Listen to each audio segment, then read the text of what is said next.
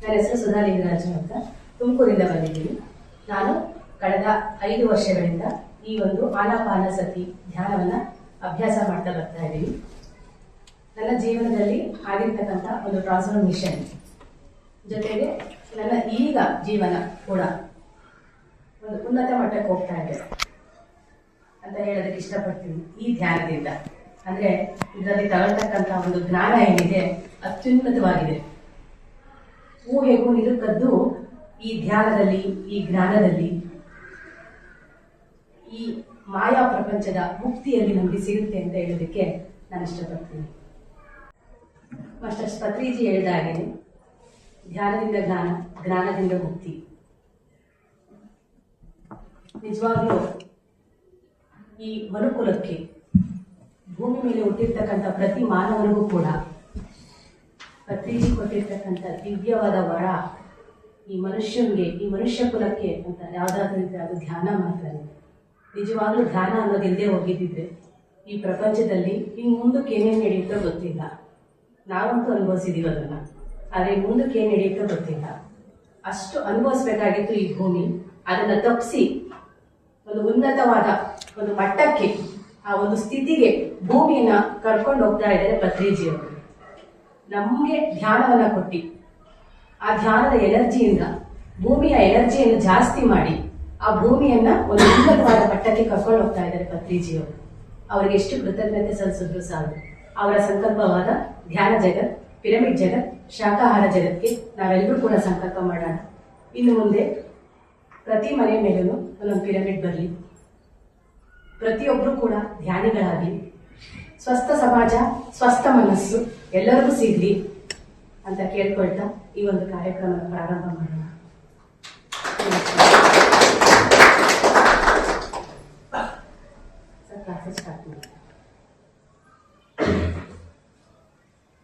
ಧ್ಯಾನದಲ್ಲೇ ನಿಮ್ಮನ್ನ ನಿಮ್ಮ ಶರೀರದೊಳಗೆ ಕರ್ಕೊಂಡು ಹೋಗ್ತೀನಿ. ಒಂದ್ ಸ್ವಲ್ಪ ಹೊತ್ತು ಧ್ಯಾನ ಮಾಡೋಣ. ಈ ಧ್ಯಾನ ಮಾಡಿದ್ದೀರಾ, ಬಟ್ ಇನ್ನೊಂದು ಸ್ವಲ್ಪ ಅದರಲ್ಲೇ ನಿಮಗೆ ಕರ್ಕೊಂಡು ಹೋಗ್ತೀನಿ ನಾನು. ಹಾಗಾಗಿ ಮತ್ತೆ ಧ್ಯಾನ ಸ್ಥಿತಿನಲ್ಲಿ ಕೂಡಿ ಪ್ರಾಣ ಅಪಾಂಗ ಅದನ್ನು ಕಂಡ್ರೆ ಅಂತೀವಿ. ಅದೇನು ಅಂತ ನಮಗೆ ಗೊತ್ತೇ ಇರಲಿಲ್ಲ. ಇವತ್ತು ಗೊತ್ತಾಗಲ್ವಾ? ಪ್ರಾಣ, ಸಮಾನ, ಅಪಾನ, ಉದಾನ, ವ್ಯಾನ. ಇನ್ನ ಇದರಲ್ಲಿ ಉಪ ಪಂಚ ಪ್ರಾಣಗಳು ಅಂತದೆ. ಅವನ್ನ ಕ್ರಿಕರ ಅಂತ ಕರೀತಾರೆ. ಫಸ್ಟ್ ಇದು ಏನಕ್ಕೆ ಸಂಬಂಧಪಟ್ಟೈತಿ ಅಂದ್ರೆ ಈ 5 ಪಂಚ ಪ್ರಾಣಗಳು ನಮ್ಮ ಕಂಟ್ರೋಲ್ ಅಲ್ಲಿ ಇರುತ್ತೆ. ನಾವು ಕಂಟ್ರೋಲ್ ಮಾಡ್ಕೊಳ್ಬಹುದು ಇವನ್ನ. ಅಂದ್ರೆ ನಾವು ಉಸಿರು ತಗೊಂಡು ಇಟ್ಕೊಂಡು ನಾವು ಬಿಡ್ಬೋದು ಈ ತರ. ಆದ್ರೆ ಈ ಉಪ ಪ್ರಾಣಗಳಿರುತ್ತಲ್ಲ, ನಮ್ಮ ಕಂಟ್ರೋಲ್ ಸಿಗದೆ ಇರೋದು, ತನ್ನಷ್ಟಕ್ಕೆ ತಾನೇ ದೇಹದಲ್ಲಿ ನಡೀತಾ ಇರ್ತಕ್ಕಂಥ ಸಹಜ ಕ್ರಿಯೆಗಳು. ಅಂದ್ರೆ ಈಗ ಸೀನೋದು, ಕಣ್ ರೆಪ್ಪೆ ಮಿಟುಕ್ಸೋದು, ವಾಂತಿ ಬರೋದು, ಇದೆಲ್ಲ ನಮಗೆ ನಿಲುಕದ್ದು ಅಲ್ವಾ. ನಮ್ಮನ್ನ ದಾಟಿ ಇರೋವಂಥದ್ದು ಒಂದು ಶಕ್ತಿ ಅದು ನಡೆಸ್ತಾ ಇರುತ್ತೆ. ನಮ್ಗೆ ಏನ್ ಬೇಕು ದೇಹಕ್ಕೆ, ಏನ್ ಬೇಡ ಅನ್ನೋದು ಮಾಡ್ತಾ ಇರುತ್ತೆ. ಹಾಗಾಗಿ ಮೊದಲನೇದು ಕ್ರಿಕರ ಅಂತ ಕರಿತೀವಿ. ಈ ಕ್ರಿಕರಕ್ಕೆ ಸಂಬಂಧಪಟ್ಟಿದ್ದು ಏನು ಅಂತಂದ್ರೆ ನಾವು ಬಿಕ್ಳಿಸ್ತೀವಿ ಅಲ್ವಾ, ನಾವು ಬಿಕ್ಳಿಸ್ತೀವಿ ಮತ್ತೆ ಸೀನ್ತೀವಿ. ನಾವು ಸೀನ್ತೀವಿ ಮತ್ತೆ ಬಿಕ್ಳಿಸ್ತೀವಿ ಅಲ್ವಾ. ಈ ಎರಡನ್ನೂ ಕೂಡ ಕ್ರಿಕರ ಅಂತ ಕರಿತೀವಿ.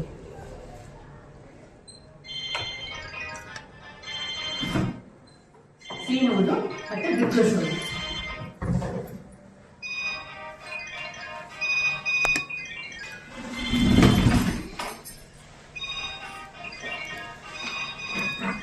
ಇನ್ನ ಎರಡನೇದು ಕೂರ್ಮ ಅಂತ ಕರಿತೀವಿ. ಕೂರ್ಮ ಹೆಂಗಿರುತ್ತೆ? ಆಮೆ ತರ ಇರುತ್ತೆ ಅಲ್ವಾ.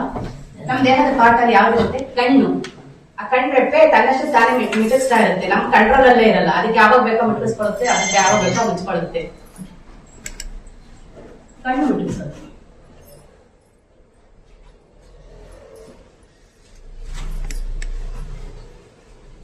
ರೆಪ್ಪೆ.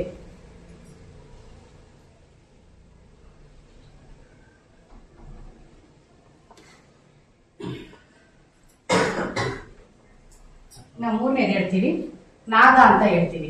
ನಾವು ತಿನ್ನಂತ ಆಹಾರ ನಮಗೆ ನೀಟಾಗಿ ಪಚನ ಆಗ್ಲೇ ಇದೆ ಅಂತಂಗ ವಿಷ ಅಂತ ಅನಿಸ್ದಾಗ ತನ್ನಷ್ಟಕ್ಕೆ ತಾನೇ ಅದು ವಾಂತಿ ಮೂಲಕ ಹಿಂಗೆ ಸುತ್ತಿ ಸೇಮ್ ಹಾರ್ಡ್ ಏಡಿಂಗ್ ಸುತ್ತುತ್ತೋ ಅದೇ ರೀತಿ ನಮ್ಮ ಹೊಟ್ಟೆ ಒಳಗೆ ತೊಳಸಾಡಿ ವಾಂತಿ ರೂಪದಲ್ಲಿ ಈಚೆ ಬರುತ್ತೆ. ಅದು ಕೂಡ ನಮ್ಮ ಕಂಟ್ರೋಲ್ ಅಲ್ಲಿ ಇದೆಯಾ? ಇಲ್ಲ. ತನ್ನಷ್ಟಕ್ಕೆ ತಾನೇ ಸಹಜವಾಗಿ ನಡೀತಾ ಇರ್ತಕ್ಕಂಥ ಕ್ರಿಯೆ ನಾಗ ಅಂದ್ರೆ ವಾಂತಿ. ಇನ್ನ 4ನೇದು ದೇವದತ್ತ ಅಂತ ಕರಿತೀವಿ, ಆಕಳಿಸ್ತೀವಿ. ಅದು ಕೂಡ ನಮ್ಮ ಕಂಟ್ರೋಲ್ ಇಲ್ಲ ಅಲ್ವಾ?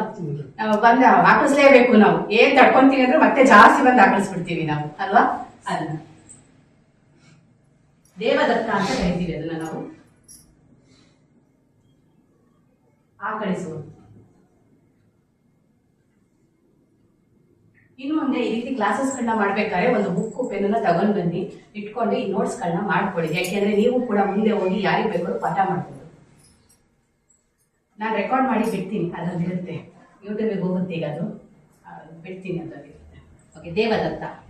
ಧನಂಜಯ ಅಂತ ಕರಿತೀವಿ ಇನ್ನು ಕೊನೆಯದು.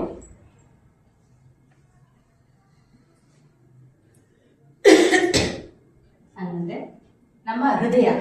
ಆ ಹೃದಯದ ಕಪಾಟುಗಳು ತನ್ನಷ್ಟಕ್ಕೆ ತಾನೇ ಮಿಡ್ಕೊಳ್ತಾ, ತನ್ನಷ್ಟಕ್ಕೆ ತಾನೇ ಪಂಪ್ ಮಾಡ್ತಾ ರಕ್ತನ ಇಡೀ ಶರೀರಕ್ಕೆ. ನಮ್ಮ ಕಂಟ್ರೋಲಲ್ಲಿ ಇದೆಯಾ ಅದು? ನಮ್ಮ ಕಂಟ್ರೋಲಲ್ಲಿ ಇಲ್ವೇ? ಅದಷ್ಟೇ ಮಾಡ್ತಾ ಇರುತ್ತೆ, ಅದಷ್ಟೇ ಬಡಿತಾ ಇರುತ್ತೆ, ಅದಷ್ಟೇ ಪಂಪ್ ಮಾಡ್ತಾ ಇರುತ್ತೆ, ಅದಷ್ಟೇ ಹೋಗ್ತಾ ಇರುತ್ತೆ ಅಲ್ವಾ? ತನ್ನಷ್ಟಕ್ಕೆ ತಾನೇ ಮಾಡ್ತಕ್ಕಂಥದ್ದು ಹೃದಯದ ಕಪಾಟುಗಳ ಕೆಲಸ.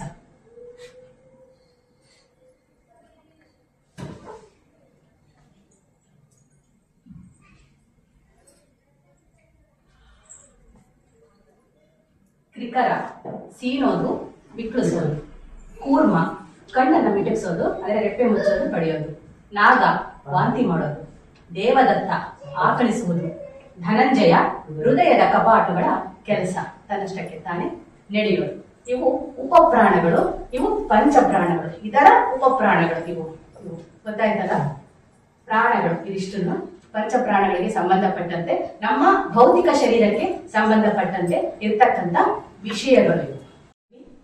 ಶರೀರದ ಬಗ್ಗೆ ಕಲ್ತ್ರಿ. ಎಷ್ಟು ಶರೀರ ಇದಾವೆ ಅಂತ ತಿಳ್ಕೊಳ್ಳೋದು. 7 ಶರೀರಗಳಿದಾವೆ ನಮಗೆ.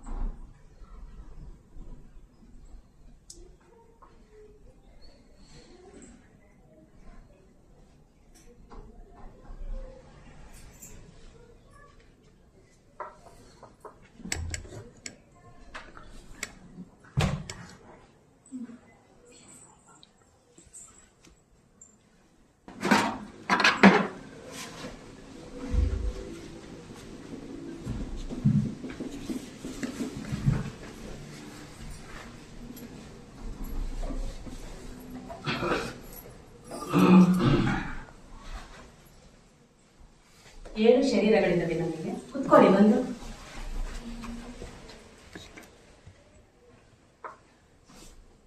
ನಮ್ಗೆ ಎಷ್ಟು ಶರೀರ ಇದ್ದಾವೆ? 7 ಶರೀರ ಇದ್ದಾವೆ ನಮಗೆ. ಕೋಶಗಳು ಅಂತಾನು ಕರಿತೀವಿ, ಶರೀರಗಳು ಅಂತಾನು ಕರಿತೀವಿ. ನಮ್ಮ ಈ ಭೌತಿಕ ಶರೀರವನ್ನ ಅನ್ನಮಯ ಕೋಶ ಅಂತ ಕರಿತೀವಿ, ಅನ್ನಮಯ ಶರೀರ ಅಂತ ಕರಿತೀವಿ ನಾವು, ಫಿಸಿಕಲ್ ಬಾಡಿ ಅಂತ ಕರಿತೀವಿ ನಾವು, ಪ್ರಾಣಮಯ ಶರೀರ ಅಂತ ಕರಿತೀವಿ, ಎಥಿರಿಕ್ ಬಾಡಿ ಅಂತ ಕರಿತೀವಿ ಅದನ್ನು ನಾವು ಇಂಗ್ಲಿಷ್ ಅಲ್ಲಿ. ಪ್ರಾಣಮಯ ಕೋಶ ಅಥವಾ ಪ್ರಾಣಮಯ ಶರೀರ ಅಂತ ಕರಿತೀವಿ, ಮನೋಮಯ ಕೋಶ ಅಂತ ಕರಿತೀವಿ, ಮನೋಮಯ ಶರೀರ ಅಂತ ಕರಿತೀವಿ, ಆಸ್ಟ್ರಲ್ ಬಾಡಿ ಅಂತ ಕರಿತೀವಿ ನಾವು ಇದನ್ನ. 4ನೇದು ವಿಜ್ಞಾನಮಯ ಕೋಶ ಅಂತ ಕರಿತೀವಿ ನಾವು ಇದನ್ನ ಕಾಸಲ್ ಬಾಡಿ ಅಂತ ಕರಿತೀವಿ. ಇದನ್ನ ಆನಂದಮಯ ಕೋಶ ಅಂತ ಕರಿತೀವಿ, ಅಂದ್ರೆ ಸುಪ್ರಾ ಕಾಸಲ್ ಬಾಡಿ ಅಂತ ನಾವು ಕರಿತೀವಿ. ಇದನ್ನ ವಿಶ್ವಮಯ ಕೋಶ ಅಂತ ಕರಿತೀವಿ ನಾವು ಇದನ್ನ, ಕಾಸ್ಮಿಕ್ ಬಾಡಿ ಅಂತ ನಾವು ಕರಿತೀವಿ ಇದನ್ನ. ನಿರ್ವಾಣಮಯ ಕೋಶ ಅಂತ ಕರಿತೀವಿ ಇದನ್ನ ನಿರ್ವಾಣ ಅಂದ್ರೆ ನಿರ್ವಾಣ ಅಂದ್ರೆ ಏನು ಇಲ್ಲದ್ದು ಅಂತ. ನಿರ್ವಾಣ ಅಂದ್ರೆ ಏನು ಇಲ್ಲದ್ದು, ಅದು ನಿರ್ವಾಣಮಯ ಕೋಶ ಅಂದ್ರೆ ಮರ್ಜ್ ಆಗಿರ್ತಕ್ಕಂಥದ್ದು. ಈ ಕಾಸ್ಮಿಕ್ಗೆ, ಈ ವರ್ಲ್ಡ್ಗೆನೆ, ಈ ಪ್ರಜ್ಞೆಗೆ ಮರ್ಜ್ ಆಗಿರ್ತಕ್ಕಂಥದ್ದು ನಿರ್ವಾಣಮಯ ಕೋಶ ಅಂತ ಕರಿತೀವಿ. ಇಲ್ಲಿ ಬಂದ್ವಿ.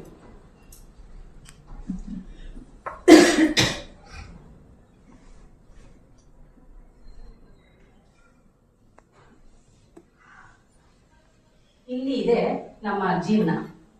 ಇಷ್ಟರಲ್ಲೇ ಇದೆ ನಮ್ಮ ಜೀವನ ಹೇಗಿದೆ ಅಂತಂದ್ರೆ, ಮೊದಲನೇದಾಗಿ ಈ ಅನ್ನಮಯ ಪ್ರಾಣಮಯ ಏನಿದೆ ಇದು ಚೆನ್ನಾಗಿರ್ಬೇಕು ಅಂದ್ರೆ ಈ ಎರಡನೇ ಶರೀರ ಇದೆಯಲ್ಲ, ನಾವು ಜನ್ಮ ಜನ್ಮಗಳಿಂದ ಕರ್ಮಗಳನ್ನ, ನಮ್ಮ ಆಲೋಚನೆಗಳು ಹೇಗಿರುತ್ತೆ ಅಂತಂದ್ರೆ, ನಾವು ಬಿಟ್ಟಂತ ಪ್ರತಿ ಸೆಕೆಂಡ್ಗೂ ನಾವು ಬಿಡ್ತೀವಲ್ವಾ ಆಲೋಚನೆಗಳು, ಎಲ್ಲೂ ಹೋಗಲ್ಲ. ತಿಳ್ಕೊಂಡಿರಿ ಸ್ನೇಹಿತರೆ, ಇಲ್ಲೇ ಇರುತ್ತೆ. ನೀವ್ ಯಾವ ಜಾಗದಲ್ಲಿ ಬಿಟ್ಟಿರ್ತೀರೋ ಅದು ಅಲ್ಲೇ ಇರುತ್ತೆ. ಅದನ್ನ ಕ್ಲಿಯರ್ ಮಾಡೋಕೆ ಯಾವ ದೇವರಿಂದನೂ ಸಾಧ್ಯ ಇಲ್ಲ. ಪುನಃ ನೀನೇ ಹುಟ್ಟಿ ಬಂದು ಧ್ಯಾನ ಸ್ಥಿತಿನಲ್ಲಿ ಕೂತು ಅದನ್ನ ಕ್ಲಿಯರ್ ಮಾಡ್ಬೇಕೇ ಹೊರತು ಅದಕ್ಕಾಗಿನೇ ಧ್ಯಾನ ಪ್ರಚಾರ ನಡೀತಾ ಇರೋದು. ತಿಳ್ಕೊಳ್ಳಿ, ನೀನು ಬಿಟ್ಟಂತ ಆಲೋಚನೆ ನಿನ್ನ ಕರ್ಮ. ಆಲೋಚನೆ ಬೇರೆ ಅಲ್ಲ, ನಿನ್ನ ಕರ್ಮ ಬೇರೆ ಅಲ್ಲ. ಅದೇ ಕರ್ಮ, ನಿನ್ನ ಆಲೋಚನೆ ನಿನ್ನ ಕರ್ಮ. ತಿಳ್ಕೊಳ್ಳಿ, ಈ ಜನ್ಮದಲ್ಲೇ ಇಷ್ಟೊಂದು ಆಲೋಚನೆ ಬಿಟ್ಬಿಟ್ಟಿದ್ದೀರಾ, ಆದ್ರೆ ಜನ್ಮ ಜನ್ಮದಲ್ಲಿ ಬಿಟ್ಟಿರೋ ಕರ್ಮ ಎಲ್ಲೋ ಹೋಗ್ಬೇಕು, ಬಿಟ್ಟಿರೋ ಆಲೋಚನೆ ಎಲ್ಲೋ ಹೋಗ್ಬೇಕು. ಎಲ್ಲಿದೆ ಅದು? ಆಲೋಚನೆ ಎಲ್ಲ ಇದೇ ವಾತಾವರಣದಲ್ಲೇ ಇದೆ. ಭೂಮಿ ಮೇಲೆ ತಾನೇ ನೀವು ಹುಟ್ಟಿರೋದು, ಭೂಮಿ ಮೇಲೆ ತಾನೇ ಬಿಟ್ಟಿದ್ದೀರಾ ಎಲ್ಲ ನಿಮ್ಮ ಆಲೋಚನೆಗಳನ್ನೆಲ್ಲ ಬಿಟ್ಟಿದ್ದೀರ ತಾನೆ. ಸೊ ಆ ಕರ್ಮ, ಆ ನರನಾಡಿ ಎಲ್ಲ ಬ್ಲಾಕೇಜ್ ಮಾಡ್ಕೊಂಡಿದೀವಿ. ಇವನ್ ಸರಿ ಇಲ್ಲ, ಅವ್ರು ಸರಿ ಇಲ್ಲ, ನನಗೆ ಅದ್ ಬಂದಿಲ್ಲ, ನಂಗೆ ಇದ್ ಬಂದಿಲ್ಲ, ಅವೆಲ್ಲ ನಮಗ್ ನಾವೇ ಗೋಡೆ ಹಾಕೊಂಡಿರೋದು. ಈ ಯೂನಿವರ್ಸ್, ಈ ಬ್ರಹ್ಮಾಂಡ ನಮಗೆಲ್ಲವನ್ನೂ ಕೊಟ್ಟಿದೆ. ಆದ್ರೆ ಆ ಜ್ಞಾನನ ನಾವು ತಿಳ್ಕೊಳ್ಳಾರ್ದೇನೆ ಆ ತೆಗೆದಿರ್ತಕ್ಕಂಥ ಡೋರ್ನ ನಾವೇ ನಮ್ಮ ಆಲೋಚನೆ ಮುಖಾಂತರ ಮುಚ್ಚಿ ನಮಗೇನು ಬರ್ದಿಲ್ದಂಗೆ ಇಂಟು ಮಾರ್ಕ್ ಹಾಕೊಂಡಿದ್ವಿ.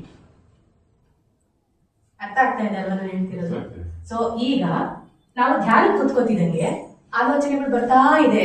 ಏನ್ ಮಾಡ್ಲಿ, ಧ್ಯಾನ ಆಗ್ತಿಲ್ಲ ಸರಿಯಾಗಿ. ಮೇಡಮ್ ಅದೇ ಧ್ಯಾನನೇ ಆಗಲ್ಲ, ಕುತ್ಕೊಂಡ್ರೆ ಸಾಕು, ಬಹಳ ಆಲೋಚನೆ ಬರ್ತಾ ಇದೆ ನನಗೆ, ಹೆಂಗಿದನ್ನ ಇದು ಮಾಡೋದು? ಇದೇ ಕ್ವಶನ್ ಹೇಳೋದು ಸ್ಟಾರ್ಟಿಂಗ್ ಬಂದವರು.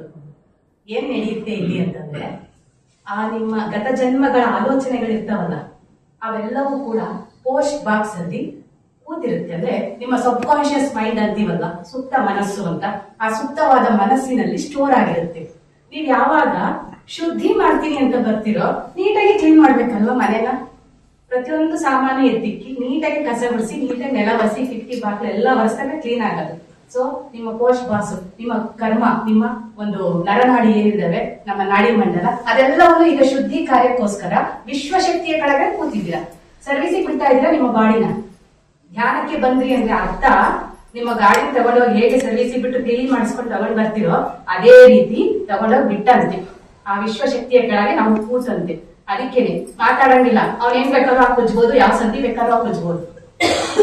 ಕ್ಲೀನ್ ಮಾಡೇ ತಾನೇ ಕೊಡೋದು ನಿಮಗೆ ಗಾಡಿನ, ಕಾರ್ ಆಗ್ಲಿ ಗಾಡಿ ಆಗ್ಲಿ ಕ್ಲೀನ್ ಮಾಡೇ ತಾನೇ ಕೊಡೋದು. ಯಾವ ಸಂಧಿ ಬೇಕಾದ್ರೂ ಅವ್ನು ಕ್ಲೀನ್ ಮಾಡಿ ಎಲ್ಲ ಉಜ್ಜಿ ಕೊಡ್ತಾನೆ. ಅದೇ ರೀತಿ ನಿಮ್ಮ ಸಂಧಿಗೊಂದಿಗಳನ್ನೆಲ್ಲ ಕ್ಲೀನ್ ಮಾಡಿ ಆ ವಿಶ್ವಶಕ್ತಿ ಕೆಳಗೆ ನಾವ್ ಯಾವಾಗ ಕೂರ್ತೀವಿ, ಧ್ಯಾನ ಕೂರ್ತೀವಿ, ತನ್ನಷ್ಟಕ್ಕೆ ತಾನೇ ಯಾಕೆ ರಿಪೇರ್ ಆಗುತ್ತೆ, ತನ್ನಷ್ಟಕ್ಕೆ ತಾನೇ ಯಾಕೆ ನೋವುಗಳು ಬರ್ತವೆ, ತನ್ನಷ್ಟಕ್ಕೆ ತಾನೇ ಯಾಕೆ ಆಲೋಚನೆಗಳು ಬರ್ತವೆ ಅಂತಂದ್ರೆ ಇದೇ ಕಾರಣಕ್ಕೆ. ಅರ್ಥ ಆಗ್ತಾ ಇದ್ದಲ್ಲ? ಬರ್ಲಿ, ಅದು ಒಳ್ಳೇದೇ. ಕಟ್ ಮಾಡಿ ಅಂತ ಹೇಳ್ತಾರೆ, ದಯವಿಟ್ಟು ಕಟ್ ಮಾಡಬೇಡಿ ಆಲೋಚನೆಗಳನ್ನ. ಹೇಗೆ ವೆಹಿಕಲ್ಸ್ ಮುಂದೆ ಹೋಗ್ತಾವಲ್ವಾ, ಬಣ್ಣ ಹೋಗ್ತಾ ಇರುತ್ತೆ, ವೆಹಿಕಲ್ಸ್ ಹೋಗ್ತಾ ಇರುತ್ತೆ, ನೋಡಿ ಅಷ್ಟೇ, ಇದು ಈ ತರ ನೋಡಿ ಅಷ್ಟೇ. ಬಟ್ ನೀವು ವೆಹಿಕಲ್ ಹಿಂದೆ ಹೋಗ್ತೀರಾ? ಇಲ್ಲ. ಪ್ರಾಕ್ಟಿಕಲ್ ಆಗಿ ಯೋಚನೆ ಮಾಡಿ, ನೀವು ಹೋಗ್ತೀರಾ? ಇಲ್ಲ, ಜಸ್ಟ್ ನೋಡ್ತೀರಾ ಅಷ್ಟೇನೆ. ಆಲೋಚನೆಗಳನ್ನು ಕೂಡ ನೀವು ಅದೇ ರೀತಿ ನೋಡೋದನ್ನ ಕಲಿಬೇಕು. ಅಂದ್ರೆ ನಾನು ಅಲ್ಲ, ನನ್ನದು ಅಲ್ಲ, ಒಂದು ವೆಹಿಕಲ್ ಹೋಗ್ತಿದೆ, ಓ ಇದೊಂದು ಇತ್ತಾ, ಬಂತಾ, ಸರಿ ಹೋಗ್ ಅಂತ ನೋಡ್ಬೇಕು, ಕಳಿಸ್ಬೇಕು, ಪುನಃ ನಮ್ಮ ಉಸಿರಿನ ಕಡೆ ವಾಪಸ್ ಬರ್ಬೇಕು. ಇದನ್ನ ನಾವು ಮಾಡಿದ್ದೆ ಆದಲ್ಲಿ ಕಟ್ಟು ಮಾಡ್ದಂಗೆ, ಕಟ್ಟು ಮಾಡಿದ್ರೆ ಪುನಃ ಬರುತ್ತೆ ನಿನಗದು. ನೀನ್ ಯಾವಾಗ ಕ್ಲೀನ್ ಆಗಿ ನೋಡಿ ವೆಹಿಕಲ್ ನ ಕಳಿಸ್ಬಿಡ್ತೀಯ, ನಡಿಯಪ್ಪ ನೋಡ್ದೆ ಪೂರ್ತಿ ಅಂತ ಯಾವಾಗ ಒಪ್ಪಿಕೊಂಡು ಕ್ಲೀನ್ ಆಗಿ ಕಳಿಸ್ತೀಯೋ ಮತ್ತೆ ಬರಲ್ಲ ನಿನಗ, ಆ ಆಲೋಚನೆ ಬರೋದಿಲ್ಲ. ಸೊ ನಾವೀಗ ಏನ್ ಮಾಡ್ಬೇಕು, ಒಪ್ಕೋಬೇಕು, ಸರಿ ನೀನ್ ಇದೆಯಾ ಅನ್ಬೇಕು, ಕಳಿಸ್ಬೇಕು.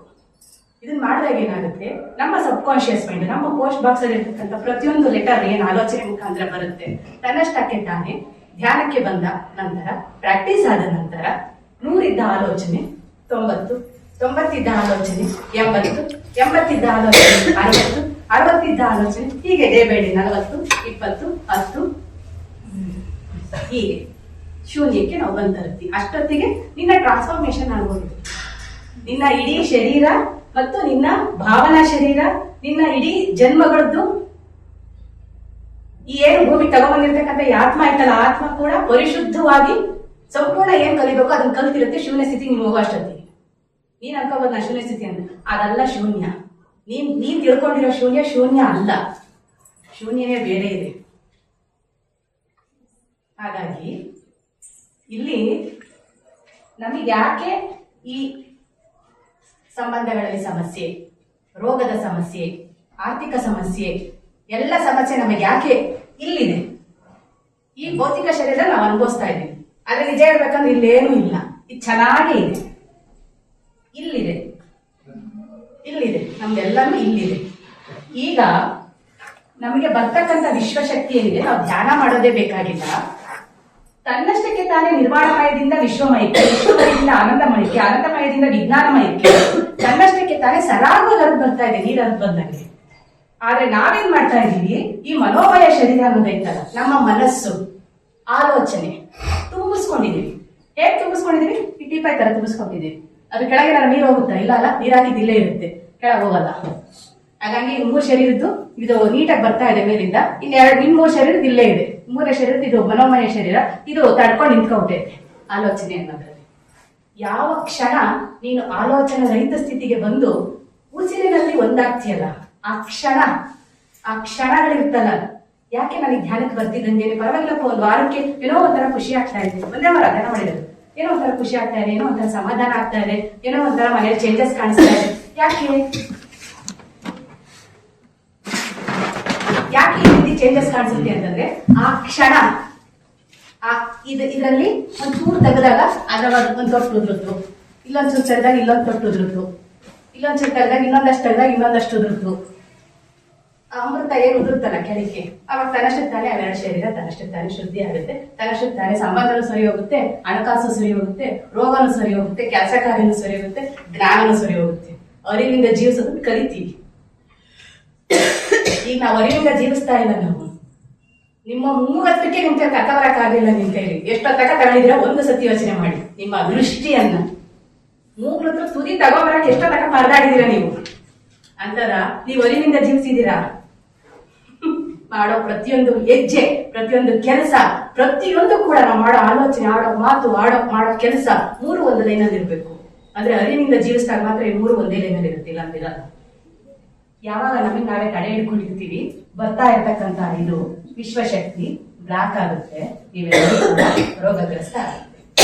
ಈಗ ನಾವು ಮಾಡ್ಬೇಕಾಗಿರೋದೇನು, ಆ ಕ್ಷಣವನ್ನ ಹೆಚ್ಚಿಸ್ಕೊಂಡು ಉಸಿರಿನ ಜೊತೆ ಒಂದಾಡ್ತಾ, ಇವತ್ ನಾನೇನ್ ಹೇಳ್ಕೊಟ್ಟೆ, ಪ್ರಕೃತಿಯ ಮಧ್ಯದಲ್ಲಿ ಬಂದು ನೆಲೆಸ್ರಿ, ಮತ್ತೆ ವಾಪಸ್ ನೋಡಿ, ಆಲೋಚನೆ ಬರುತ್ತೆ, ಮತ್ತೆ ಬನ್ನಿ, ಮತ್ತೆ ಮೂಗಿನ ತುದಿನ ಗಮನಿಸಿ. ಎಲ್ಲೇ ತನಕ ನಿಮಗೆ ಮೂಗು ಕಾಣಲ್ವೋ ಅಲ್ಲೇ ತನಕ ನಿಮ್ಗೆ ಸ್ಪಷ್ಟತೆ ಇಲ್ಲ ಇನ್ನು ಅಂತಾನೆ. ಬರ್ಬೇಕು ನಿಮಗಿನ್ನು ಮೂಗಿನ ತುದಿ ಬರ್ಬೇಕು ನೀವು. ಆವಾಗ ತನ್ನಷ್ಟಕ್ಕೆ ತಾನೇ ವಿಶ್ವಶಕ್ತಿ ಅಂತಕ್ಕಂಥದ್ದು ಹೆಚ್ಚಾಗುತ್ತೆ ನಮ್ಮಲ್ಲಿ. ಯಾವಾಗ ಹೆಚ್ಚಾಗುತ್ತೆ? ತನ್ನಷ್ಟಕ್ಕೆ ತಾನೇ ನಮ್ಮ ಮನೆಯಲ್ಲಿ ನಮ್ಮ ಸಂಬಂಧ, ನಮ್ಮ ಆರೋಗ್ಯ, ನಮ್ಮ ಹಣಕಾಸು, ನಮ್ಮ ಕೆಲಸ, ನಮ್ಮ ವಿದ್ಯೆ. ಮಕ್ಕಳಲ್ಲಿ ಇರೋದೇ ಇಲ್ಲ. ಯಾಕೆ? ಅವು ಕುತ್ಕೊಂತಿದ್ದಾಗೆ ಧ್ಯಾನಕ್ಕೆ ಹೋಗ್ತವೆ, ಅದಕ್ಕೆ ಅವು ಚೆನ್ನಾಗೇ ಇರ್ತವೆ, ಆಲೋಚನೆ ಇರಲ್ಲ. ಅದಕ್ಕೆ ಮಕ್ಕಳಾದ್ರಿ ಅಂತ ಹೇಳ್ತಾರೆ. ಯೇಸು ಕ್ರಿಸ್ತ ಏನ್ ಹೇಳ್ತಾರೆ ಗೊತ್ತಾ? ದೇವರ ಸಾಮ್ರಾಜ್ಯದೊಳಗೆ ಬರಬೇಕಾದ್ರೆ ನೀನು ಮಗುವಾಗು ಅಂತಾರೆ. ಮಗು ಹೇಗಿರುತ್ತೆ? ಪ್ರೆಸೆಂಟ್ ಮೂಮೆಂಟ್ ಅಲ್ಲಿ ಜೀವಿಸುತ್ತೆ, ನಗ್ತಾ ಇರುತ್ತೆ. ನೀನು ಅದೇ ಕೊಟ್ರು ಆ ಕ್ಷಣ ಮಾತ್ರ ಅದ್ಬಿಟ್ಟು ಮತ್ತೆ ಅದೇ ಹೋಗಿ ಅಮ್ಮ ಅನ್ನತ್ತೆ, ಇಲ್ಲ ಅಪ್ಪ ಅನ್ನತ್ತೆ. ಅದೇ ನೀನು ನನಗೆ ಒದೆ ಕೊಟ್ಟ, ನೀನ್ ಮನೆ ಕೊಟ್ಟೆ ಅಂತ ಇಟ್ಕೊಂಡು ಬಂದಿರ್ತೀವಿ ನಾವು, ಅಲ್ವಾ?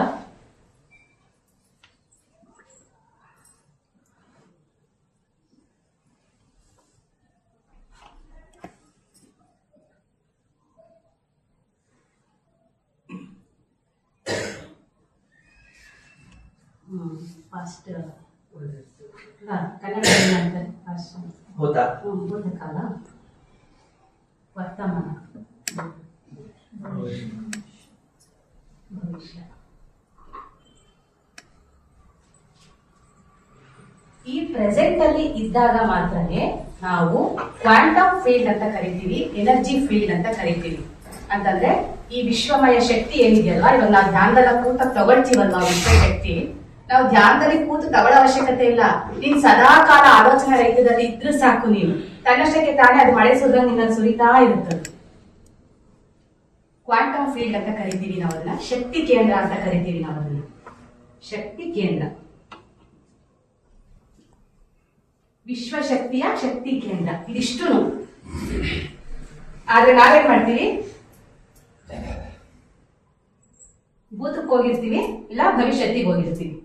ಇವೆರಡರಾಗ ಇರ್ತೀವಲ್ವಾ ನಾವು ಯಾವಾಗ್ಲೂ. ಅದಕ್ಕೆ ನಮ್ಗೆ ಇದು ಸಿಗಲ್ಲ.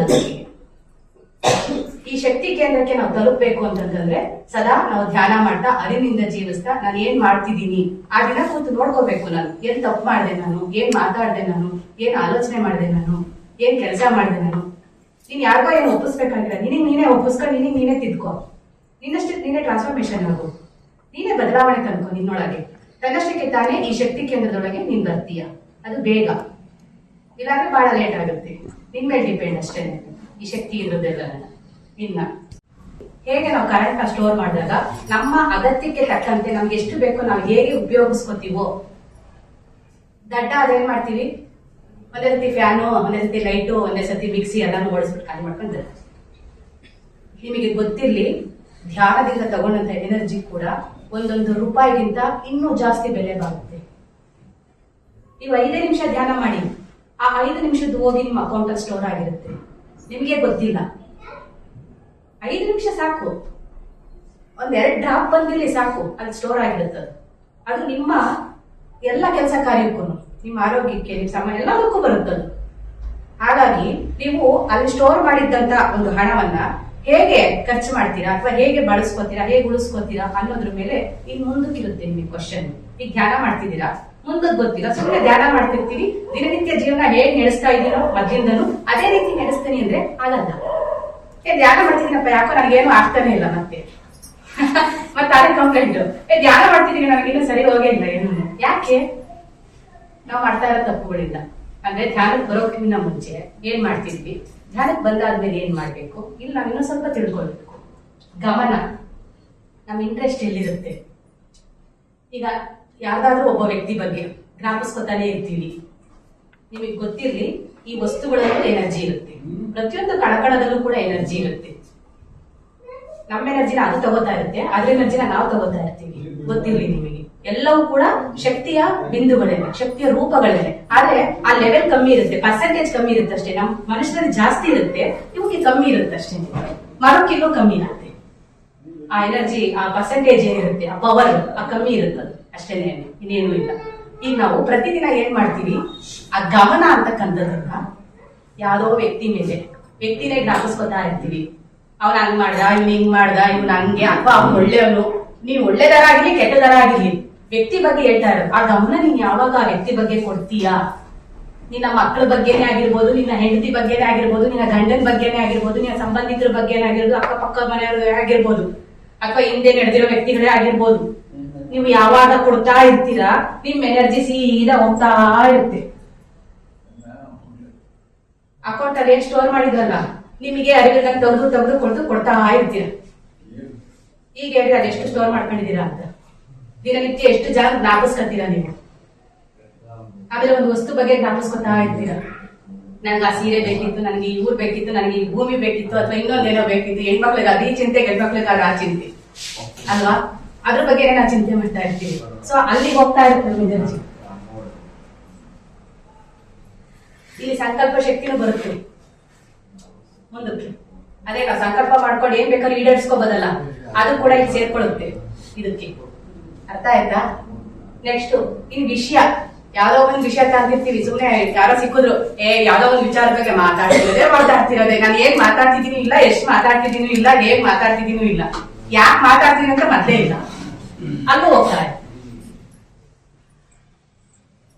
ಈಗ ಹೇಳಿ, ನಮ್ಮ ಎನರ್ಜಿನ ನಾವ್ ಎಷ್ಟು ತರದ್ರಲ್ಲಿ ಕೊಡ್ತಾ ಇದೀವಿ, ಯಾರ್ಯಾರಿಗೆ ಕೊಡ್ತಾ ಇದೀವಿ, ಏನೇನೋ ಕೊಡ್ತಾ ಇದೀವಿ, ಹೇಗ್ ಕೊಡ್ತಾ ಇದೀವಿ ಅಂತ. ನಮಗೆ ಎನರ್ಜಿ ಉಳಿಯಲ್ಲ. ಗುರುಗಳು ಏನ್ ಹೇಳ್ತಾರೆ, ಒಂದೊಂದು ರೂಪಾಯಿನ ನೀವು ಖರ್ಚು ಮಾಡ್ಬೇಕಾದ್ರೆ ಎಷ್ಟು ಯೋಚನೆ ಮಾಡ್ತೀಯ, ಹಾಗೆ ಒಂದು ಮಾತಾಡ್ಬೇಕಾದ್ರು, ಒಂದು ಆಲೋಚನೆ ಮಾಡ್ಬೇಕಾದ್ರು, ಯಾರ ಬಗ್ಗೆ ಆಲೋಚನೆ ಮಾಡ್ತಿದ್ದೆ ಅರಿವು ಮಾಡ್ಕೋ. ಈಗ ಪಟ್ಟಂತ ಅರಿವು ಮಾಡ್ಕೋ. ಅದನ್ನೇ ಹೇಳ್ತಿರೋದು, ಅರಿವಿನಿಂದ ಜೀವಿಸು, ಅರಿವಿನಿಂದ ಜೀವಿಸು. ಅದೇ ಈ ಧ್ಯಾನಕ್ಕಿರೋದು, ಇನ್ನೇನು ಇಲ್ಲ. ಯಾವಾಗ ನೀವು ಅದೇ ನಾನಾಗಿ ಇಷ್ಟು ಅಂತ ಅವ್ನ ಬಗ್ಗೆ ಆಲೋಚನೆ, ಅವ್ನ ಕತೆ ಕಟ್ಕೊಂಡು ನನ್ಗೆ ಏನಾಗಬೇಕಾಗೈತೆ, ಇವ್ಳ ಕತೆ ಕಟ್ಕೊಂಡು ನನ್ಗೆ ಏನಾಗಬೇಕಾಗೈತೆ. ಯಾವಾಗ ಮತ್ತೆ ನೀನ್ ಪ್ರೆಸೆಂಟಿಗೆ ಬರ್ತೀಯ, ಆ ಪ್ರೆಸೆಂಟಿಗೆ ಬರಕ್ ನೀನೇನ್ ಮಾಡಿದೆ, ಗಮನವಿಟ್ಟೆ. ಎಲ್ಲಿ ಗಮನವಿಟ್ಟೆ? ಆ ಆಲೋಚನೆಯಲ್ಲಿ ಗಮನವಿಟ್ಟೆ. ಆ ಆಲೋಚನೆಯಲ್ಲಿ ಗಮನವಿಟ್ಟೆ ಅಲ್ವಾ? ನೀನ್ ಎಷ್ಟು ಸೂಕ್ಷ್ಮ ಅದೇ ನೋಡ್ಕೊ. ಇದಕ್ಕಿಂತ ಮುಂಚೆ ಸೂಕ್ಷ್ಮ ಆಗಿದ್ದ ನೀನು ಬೇಕಾಬಿಟ್ಟಿಯಾಗಿ ಆಲೋಚನೆ ಮಾಡ್ತೀನಿ, ಬೇಕಾಬಿಟ್ಟಿಯಾಗಿ ಮಾತಾಡ್ತೀನಿ.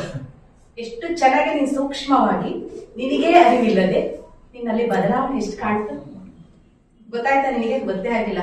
ಅರಿವಿನಿಂದ ನಾನು ಯಾಕೆ ಅವ್ರ ಬಗ್ಗೆ ಯೋಚನೆ ಮಾಡಲ್ಲ, ಆಲೋಚನೆ ಮಾಡಿ ನಂದೊಂದು ದುಡ್ಡು ಹೋಗುತ್ತಪ್ಪ, ಬೇಡ. ಆ ದುಡ್ಡು ನನಗೇನಕ್ಕಾದ್ರೂ ಬೇಕು ಅಲ್ವಾ?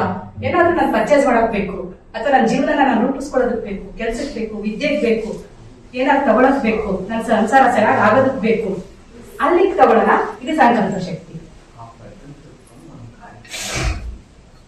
ನೋಡಿ ಎಷ್ಟು ಚೆನ್ನಾಗಿ ನಮ್ಮ ದೇಹದಿಂದ, ನಮ್ಮ ಪಂಚಪ್ರಾಣದಿಂದ ಸಂಕಲ್ಪ ಶಕ್ತಿ ತನಕ ಬಂದು ಕೊನೆ ತನಕನೂ ಹೋಗುತ್ತೆ ಈ ಸಬ್ಜೆಕ್ಟ್.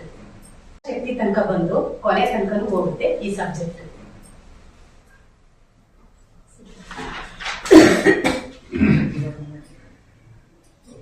ಇನ್ನ ಈ ಸಂಕಲ್ಪ ಶಕ್ತಿ ಈಗ ನಮಗೆ ಗೊತ್ತಾಯ್ತಲ್ವಾ? ನಾವೆಲ್ಲಿ ತಪ್ಪು ಮಾಡ್ತಾ ಇದೀವಿ ಅಂತ ನಮಗೆ ಗೊತ್ತಾಯ್ತಲ್ವಾ? ಎಲ್ಲರಿಗೂ ಗೊತ್ತಾಯ್ತಲ್ವಾ? ತಿಳಿತಲ್ವಾ? ಇನ್ ಮಾಡ್ತೀವ ಇನ್ ಬೇರೆಯವ್ರ ಬಗ್ಗೆ ಆಲೋಚನೆನ? ಅದಕ್ಕೆ ಅಲ್ವಾ ದೊಡ್ಡ ಹೇಳೋದು, ನೀನ್ ನೋಡ್ಕ ಅಷ್ಟೇ ಇನ್ಯಾಕ್ ಬೇರೆಯವ್ರ ಬೇಕು ನಿನಗೆ? ನನ್ನ ನೋಡ್ಕೊಂಡ್ರೆ ಸಾಕಪ್ಪ, ಬೇರೆಯವ್ರ ಬೇಡ ನನಗೆ. ಯಾವಾಗ ನಾನು ನೋಡ್ಕೊಳ್ಳೋದ್ ಕಲಿತೀನೋ ಇಡೀ ಸಮಾಜನೇ ಚೆನ್ನಾಗಿರುತ್ತೆ ಅಲ್ವಾ? ನಾನ್ ಚೆನ್ನಾಗಾಗ್ಬಿಟ್ರೆ ಪ್ರಪಂಚನೇ ಚೆನ್ನಾಗಿರುತ್ತೆ. ಯಾವಾಗ ಈ ಗಮನವನ್ನೆಲ್ಲ ನಾನು ಕಟ್ ಮಾಡ್ತೀನೋ, ನನಗೇನ್ ಬೇಕು? ಗುರಿ. ಅದಕ್ಕೆ ಹೇಳೋದು ಅರಿವೇ ಗುರುವು, ಗುರುವೇ ಶ್ವಾಸವು, ಶ್ವಾಸವ ಗಮನಿಸುವುದೇ ಧ್ಯಾನವು. ಯಾರು ಧ್ಯಾನ ಮಾಡ್ತಾರೋ ಅವ್ರು ಸದಾ ಗುರುವಿನೊಂದಿಗೆ ಜೀವಿಸ್ತಾ ಇರ್ತಾರೆ. ಯಾರು ಗುರುವಿನೊಂದಿಗೆ ಜೀವಿಸ್ತಾರೋ ಅವರ ಗುರಿ ಪರ್ಫೆಕ್ಟ್ ಆಗಿ ಮುಟ್ಟಿರ್ತಾರೋ, ಮತ್ತಿನ್ನೆಲ್ಲೂ ಚಾನ್ಸೇ ಇಲ್ಲ. ಈ ಜನ್ಮದಲ್ಲೇ ಈ ಕ್ಷಣದಲ್ಲೇ ಮುಟ್ಟಿ ಬರ್ತಾರೆ. ಆ ಸಾಮರ್ಥ್ಯ ಅವ್ರಿಗಿರುತ್ತೆ, ಯಾಕಂದ್ರೆ ಅಷ್ಟು ಎನರ್ಜಿ ಅವರಲ್ಲಿ ಇರುತ್ತೆ. ತಗೊಂಡಂತ ಎನರ್ಜಿನ ಯಾವ್ದು ಕೊಡ್ಬೇಕು ಅನ್ನೋಂತ ಒಂದು ಪ್ರಜ್ಞೆ.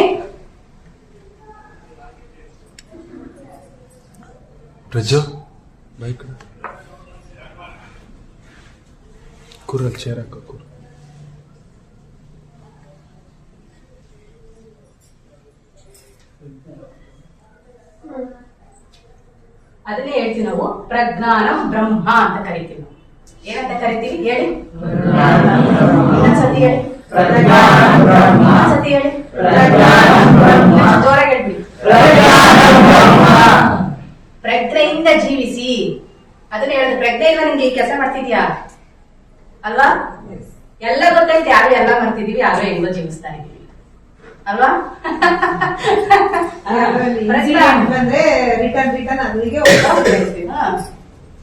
ಈಗ ಯಾವಾಗ ಅರಿವಿನಿಂದ ಜೀವಿಸೋದಕ್ಕೆ ಸ್ಟಾರ್ಟ್ ಮಾಡ್ತೀವಿ, ತನ್ನಷ್ಟೇ ತಾನೇ ನಮ್ಮ ಮೂಲಕ್ಕೆ, ನಮ್ಮ ಸ್ವಸ್ಥಾನಕ್ಕೆ ತೆರಳ್ತಾ ಇದ್ದೀವಿ. ಎನರ್ಜಿ ಸೇವ್ ವಾಪಸ್ ನಮ್ಗೆ ಬರುತ್ತೆ. ಯಾವಾಗ ನಮ್ಮ ಸಂಕಲ್ಪ ಶಕ್ತಿಗೆ, ನಮ್ಮ ಗುರಿ ಕಡೆಗೆ ನಮ್ಮ ಫೋಕಸ್ ಯಾವಾಗ ನಾನು ಅದ್ರ ಕಡೆಗೆ ಇಟ್ಟಿರ್ತೀನಿ. ಈಗ ನಾನು ಯಾರೇ ಬನ್ನಿ, door close, switch off phone.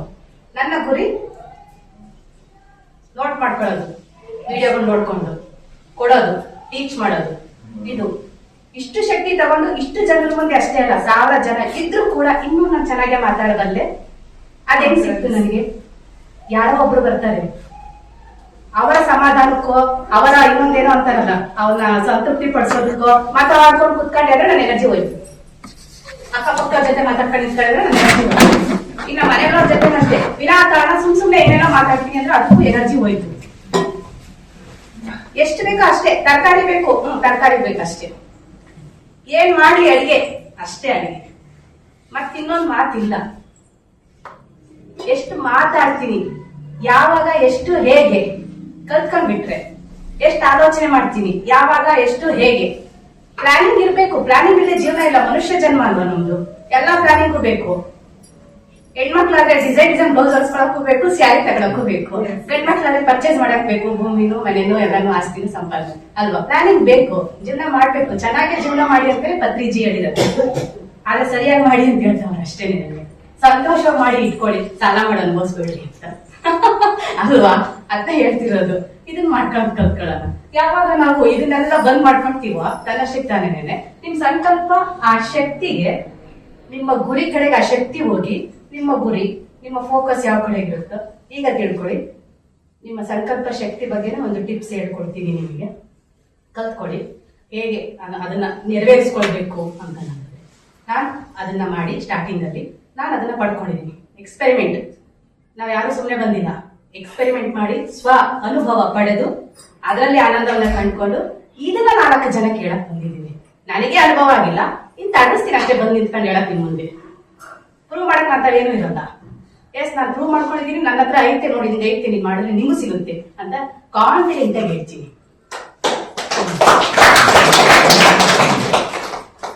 ಈ ಸಂಕಲ್ಪ ಶಕ್ತಿಗೆ ನಿಮ್ಮಗಳಿಗೆ ಸ್ಟಾರ್ಟಿಂಗ್ ಏನ್ ಧ್ಯಾನ ಬಂದಿದೆ, ನಮಗೆ ಅದ್ರ ಅವಶ್ಯಕತೆ ಇಲ್ಲ.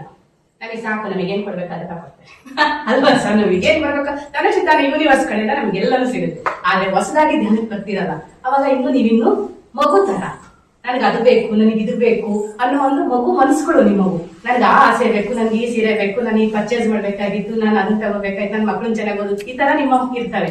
ಸೊ ನೀವು ಯಾವ ರೀತಿ ಮಾಡ್ಕೊಳ್ಬೇಕು ಅಂತಂದ್ರೆ, ಈಗ ನನಗೆ ಆರೋಗ್ಯ ಬೇಕು, ಸಿಂಪಲ್ ಆಗಿ ಹೇಳ್ಬೇಕು ಅಂತಂದ್ರೆ ನನಗೆ ಆರೋಗ್ಯ ಬೇಕು, ನನಗೆ ಆರೋಗ್ಯ ಬೇಕು ಅಲ್ಲ. ಆಲ್ರೆಡಿ ನಾನು ಆರೋಗ್ಯವಾಗಿ ಇದ್ದು ಜಾಗಿಂಗ್ ಮಾಡ್ತಾ ಇದ್ದೀನಿ, ಸೈಕ್ಲಿಂಗ್ ಮಾಡ್ತಾ ಇದ್ದೀನಿ, ಚೆನ್ನಾಗಿ ಓಡಾಡ್ತಾ ಇದ್ದೀನಿ, ಬೆಟ್ಟ ಹತ್ತಿದ್ದೀನಿ, ಇಳಿತಾ ಇದ್ದೀನಿ. ಅದನ್ನ ಕಲ್ಪನೆ ಮಾಡ್ಕೊಳ್ಬೇಕು ನೀವು. ಈಗ ನನಗೊಂದು ಸೀರೆ ಬೇಕಿರುತ್ತೆ, ಯಾವ್ದೋ ಒಂದು ಸೀರೆ ಬೇಕಿರುತ್ತೆ, ತಗೋತೀನಿ. ಬೇಕು ಬೇಕು ಅಂತ ಅನ್ಕೊಳ್ಳೋದಲ್ಲ, ಆಲ್ರೆಡಿ ನಾನು ಆ ಸೀರೆ ತಗೊಂಡು ಹುಟ್ಟಿದ್ದೀನಿ, ಅದರಲ್ಲಿ ಜೀವಿಸಬೇಕು. ಈಗ ನನಗೊಂದು ಮನೆ ಬೇಕು, ಹೇಗ್ ಬೇಕು? ಆಲ್ರೆಡಿ ನನ್ಗೆ ಆ ಮನೆ ಪ್ಲಾನಿಂಗ್ ಆಗಿದೆ, ಪ್ಲಾನಿಂಗ್ ಮಾಡ್ಕೊತೀನಿ. ಆ ಮನೆ ಒಳಗೆ ನಾನು ಜೀವಿಸ್ತಾ ಇರ್ತೀನಿ, ಅಡಿಗೆ ಮಾಡ್ತೀನಿ, ಡೈನಿಂಗ್ ಟೇಬಲ್ ಮೇಲೆ ಊಟ ಬೆಳೆಸ್ತಿರ್ತೀನಿ, ಬಟ್ಟೆ ಒಗಿತಾ ಇರ್ತೀನಿ, ಬಟ್ಟೆ ಒಣಗ್ತಾ ಇರ್ತೀನಿ, ಕಸ ಗುಡಿಸ್ತಾ ಇರ್ತೀನಿ. ಇದನ್ನ ನೀನ್ ಮಾಡ್ಕೊಂಡಿದ್ದೆ ಆದಲ್ಲಿ ಯೂನಿವರ್ಸ್ಗೆ ಇನ್ನೊಂದು ಆಪ್ಷನ್ನೇ ಇದೆ, ನಿನಗೆ ಕೊಟ್ಟು ಬಿಡುತ್ತೆ. ನೀನ್ ಮಾಡ್ತಿರೋದು ಅದನ್ನೇ ತಾನೆ. ನೀನೇನ್ ಕೇಳ್ತೀಯೋ ಅದ್ರ ಕಡೆಗೆ ನಿನ್ನ ಎನರ್ಜಿ ಹೋಗುತ್ತೆ, ಗೊತ್ತಲ್ವಾ? ನೀನೇನ್ ಮಾಡ್ತಿರ್ತೀಯೋ ಅದ್ರ ಕಡೆ ಎನರ್ಜಿ ಹೋಗುತ್ತೆ.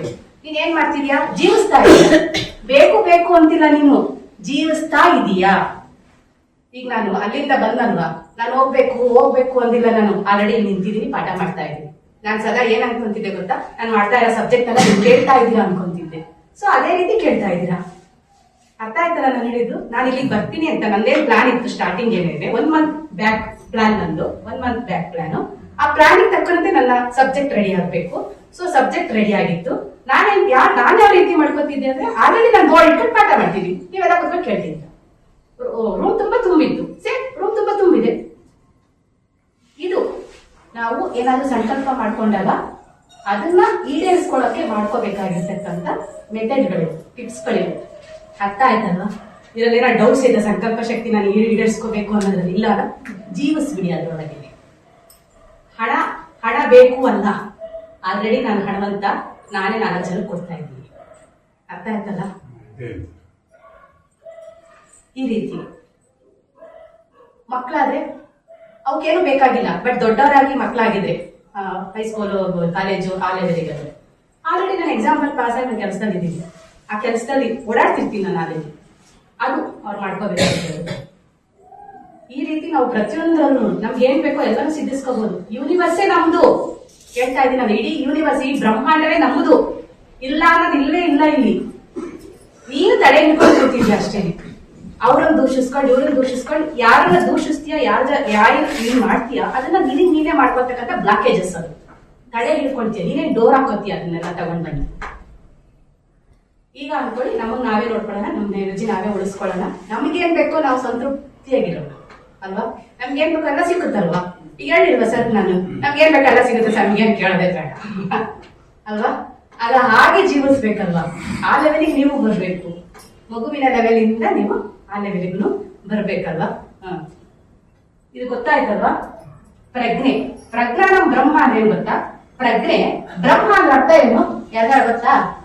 ಬ್ರಹ್ಮ ಏನ್ ಮಾಡ್ತಾನೆ? ಸೃಷ್ಟಿ ಮಾಡ್ತಾನೆ. ಪ್ರಜ್ಞೆಯಿಂದ ಸೃಷ್ಟಿಸು ಅಷ್ಟೇ. ನಿನಗೆ ಏನ್ ಬೇಕೋ ಪ್ರಜ್ಞೆಯಿಂದ ಸೃಷ್ಟಿಸ್ಕೋ. ಆದ್ರೆ ಅದರ ಕಾನ್ಸಿಕ್ವೆನ್ಸಸ್ ಅನುಭವಿಸೋದಕ್ಕೆ ರೆಡಿ ಆಗಿರೋ, ಅಂದ್ರೆ ಪರಿಣಾಮಗಳು. ಹಂಗಂತ ಕೋಟಿ ದುಡ್ಡು ಬೇಕು ಅಂತ ಕೇಳ್ತೀಯ, ಕೊಡ್ತಾರೆ ನಿನಗೆ, ಬರುತ್ತೆ ನಿನಗೆ. ಅದನ್ನ ಹೇಗೆ ಉಪಯೋಗಿಸ್ತೀಯ ಗೊತ್ತಿಲ್ಲದೆ ಇದ್ರೆ ತಗೊಂಡ ಬೀರೊಳಗೆ ಇಟ್ಕೊಂಡು ಸುಮ್ ಕುಂತಿರ್ತೀಯ. ಅರ್ಥ ಆಯ್ತಲ್ವಾ ನಾನು ಹೇಳಿದ್ದೀಗ? ಅರ್ಥ ಆಯ್ತಲ್ವಾ? ಒಂದು ದೊಡ್ಡ ಬಂಗ್ಲೆ ಬೇಕು ಅಂತ ಕೇಳ್ತೀಯ, ಮನೆ ಕೆಲಸ ಇದ್ರೆ ನೀನೇ ಗುಡಿಸ್ಬೇಕಾಗುತ್ತೆ ಅಲ್ವಾ? ಅದಕ್ಕೇನೆ ಕಾನ್ಸಿಕ್ವೆನ್ಸಸ್ ಅಂದ್ರೆ ಪರಿಣಾಮಗಳನ್ನು ಕೂಡ ಎದುರಿಸೋದಕ್ಕೆ ರೆಡಿ ಆಗಿರ್ಬೇಕು. ನಾವು ಕೇಳಕ್ಕಿಂತ ಮುಂಚೆ, ಸೃಷ್ಟಿಸೋದಕ್ಕಿಂತ ಮುಂಚೆ ಪ್ರಜ್ಞೆಯಿಂದ ಸೃಷ್ಟಿಸ್ಕೋಬೇಕು. ನನಗೆ ತಕ್ಕನಂಗೆ ಮಾಡ್ಕೊ, ನೀನ್ ಏನ್ ಬೇಕಾದ್ರು. ಆದ್ರೆ ಅದರಿಂದ 4 ಜನಕ್ಕೆ ಉಪಯೋಗ, ಅದರಿಂದ ಯೂನಿವರ್ಸಿಗೆ ಏನಾರ ಉಪಯೋಗ ಮಾಡ್ತೀನಿ ಅಂತ ಕೇಳ್ಕೊ. ನಿಮ್ಗೆ ಎಷ್ಟು ಬೇಕು ಯೂನಿವರ್ಸ್ ಕೊಡಕ್ ರೆಡಿ ಆಗಿದೆ. ಸಂಕಲ್ಪ ಶಕ್ತಿ ಗೊತ್ತಾಯ್ತಲ್ವಾ ನಿಮಗೀಗ? ಸಾಕಲ್ವಾ ಎಷ್ಟು ನಿಮಗೆ? ಪ್ರಜ್ಞಾನ ಬ್ರಹ್ಮ ಅಂದ್ರೇನು? ಪ್ರಜ್ಞೆಯಿಂದ ಸೃಷ್ಟಿಸ್ಕೊಳ್ಳಿ.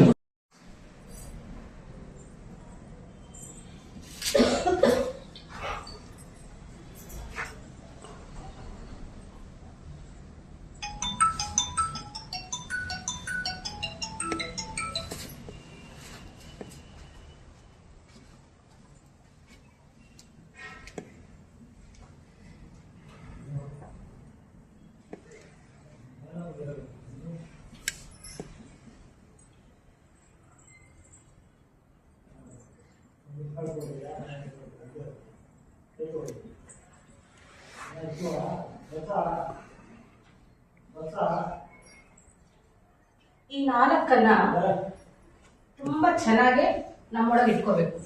ಗೊತ್ತಿರ್ಬೇಕು ಈ ನಾಲ್ಕು ವಿಷಯ ನಮಗೆ. ಜೀವನದಲ್ಲಿ ನಾವು ಪ್ರತಿ ಕ್ಷಣ ನಾವು ಅನುಭವಿಸ್ತಾ ಇರ್ತೀವಿ. ಈ ಸ್ಟ್ರೆಸ್ ಅನ್ನೋದನ್ನ, ಒತ್ತಡ ಅನ್ನೋದನ್ನ, ಆಂಗ್ಸೈಟಿ, ಆತಂಕ ಅನ್ನೋದನ್ನ ಏನಾದ್ರು ಫೇಸ್ ಮಾಡ್ಬೇಕಾದ್ರೆ, ಈ ಫಿಯರ್, ಭಯ ಅಂತಕ್ಕಂಥದ್ದನ್ನ, ಗಿಲ್ಟ್ ಅಂದ್ರೆ ಕೀಳಿರಿಮೆ, ಅವ್ರು ಹಂಗಿದ್ದಾರೆ, ನನ್ ಕೈಲಿ ಆಗುತ್ತಾ, ಅದು ಬೇಡ. ಈ ನಾಲ್ಕನ್ನು ಕೂಡ ನಾವು ಒಂದು ಪಾಯಿಂಟ್ ನಾವು ತಿಳ್ಕೊಂಡಿದ್ದೆ ಆದರೆ ಈ ನಾಲ್ಕನ್ನು ಕೂಡ ಇನ್ನು ಮುಂದೆ ನಾವು ಕಡಿಮೆ ಮಾಡ್ಕೊಳ್ಬೇಕು.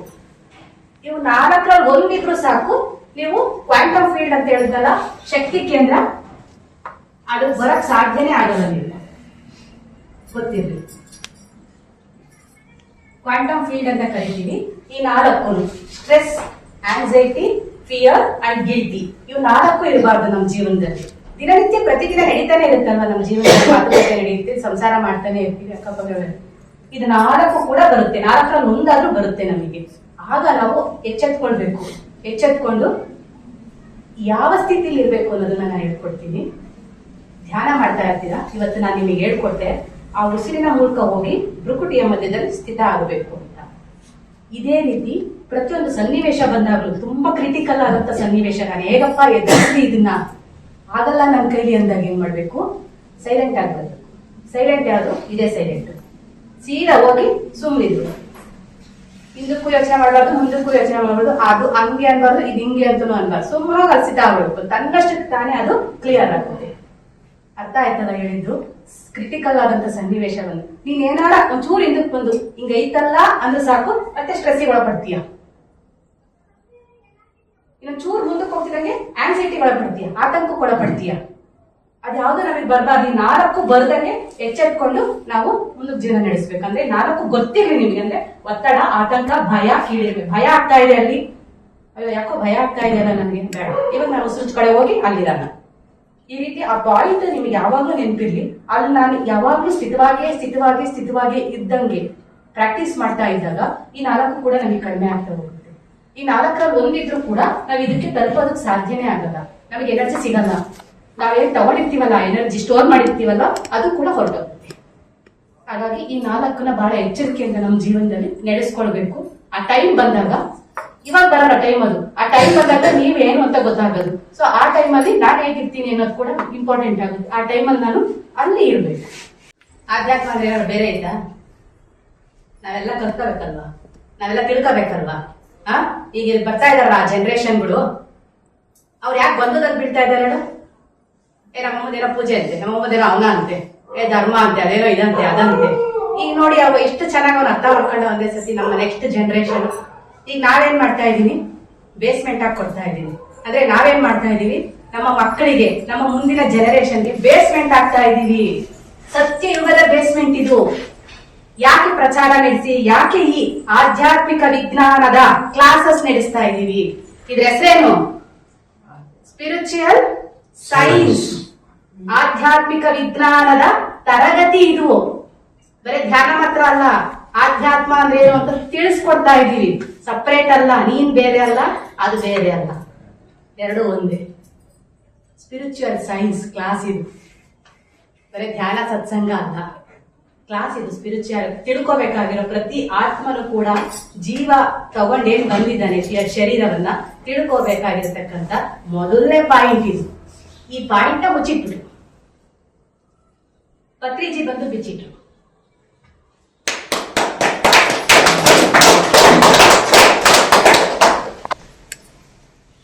ಯಾವಾಗ ನಾವು ತಿಳ್ಕೊಳ್ತೀವಿ? ರಹಸ್ಯವಿದ್ದೆ ಬಿಚ್ಚಿಟ್ರು.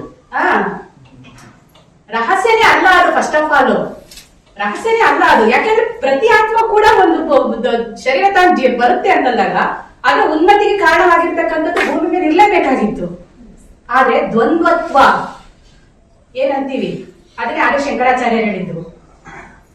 ದ್ವೈತ ಇಲ್ಲ, ಅದ್ವೈತ. ಕೇಳಿಸ್ಕೊಂಡಿದೀರಲ್ವಾ ಈ ವರ್ಣ ನೀವು? ಅದ್ರ ಅರ್ಥ ಗೊತ್ತಾ? ಇಲ್ಲ, ಸುಮ್ನೆ ಕೇಳಿದೀವಿ ಅಷ್ಟೇ. ಅವ್ರು ಸನ್ಯಾಸಿ, ಅವ್ರು ಏನೋ ಆಧ್ಯಾತ್ಮಿಕದ ಬಗ್ಗೆ ಒಂದು ಕೊಟ್ರು, ಅದ್ ನಮ್ಗೆ ಯಾಕೆ, ಸಂಸ್ಕೃತದಲ್ಲ ಐತೆ ಅಷ್ಟೇ ಅಲ್ವಾ ಸರ್? ಅದ್ರ ಅರ್ಥ ಏನ್ ಗೊತ್ತಾ? ಈಗ ಏನ್ ನಡೀತಾ ಇದೆ, ಈಗ ನಾನು ಪಾಠ ಮಾಡ್ತಾ ಇದ್ದೀನಿ, ಯಾವ ತರದ ವಿಶ್ಲೇಷಣೆಯನ್ನೂ ನೀನು ಮಾಡದೆ, ಅಂದ್ರೆ ಈ ಮೇಡಮ್ ಹಂಗ್ ಮಾಡಿದ್ರು ಹಿಂಗ್ ಮಾಡಿದ್ರು ಅಂತ ಎರಡನ್ನೂ ತಗೊಳ್ದೆ ನಾನು ಕೊಟ್ಟಿದ್ದನ್ನ ಸುಮ್ಮನೆ ತಗೊಂಡು ಹೋಗ್ತಿರೋ ಅದೇ ಏಕತ್ವ. ಅರ್ಥ ಆಯ್ತಾ ನಾನು ಹೇಳಿದ್ದು? ಸಿಂಪಲ್ ಆಗಿ ಈಗ ಹೇಳಿದ್ ಅರ್ಥ ಆಯ್ತಲ್ಲ. ನಾವ್ ಇದನ್ನೆಲ್ಲ ಮಾಡೋದು ನಾವು ತಪ್ಪು. ಅದ್ ಸರಿಯಾಗಿಲ್ಲ, ಉಪ್ಪು ಸರಿ ಇಲ್ಲ, ನಿಮ್ಗೆ ಉಪ್ಪು ಸರಿಯಾಗಿ ಆಗ್ತದೆ ಅಡಿಗೆ, ನೀನು ಸುಮ್ಮನೆ ತಿಂದೆ ಅಂದ್ರೆ ಮುಗ್ಗೋಗ್ತೀನಿ, ಏನಿಲ್ಲ ಅಲ್ಲಿ. ಉಪ್ಪು ಸರಿ ಇಲ್ಲ ಅಂದ್ರೆ ನೀನ್ ಅದೇ ತಗೊಂಡೆ ಕರ್ಮ ಅಂತಾನೆ ಅರ್ಥ. ಯಾವಾಗ ನೀನ್ ಬಂದು ಬೀಳ್ತೀಯ,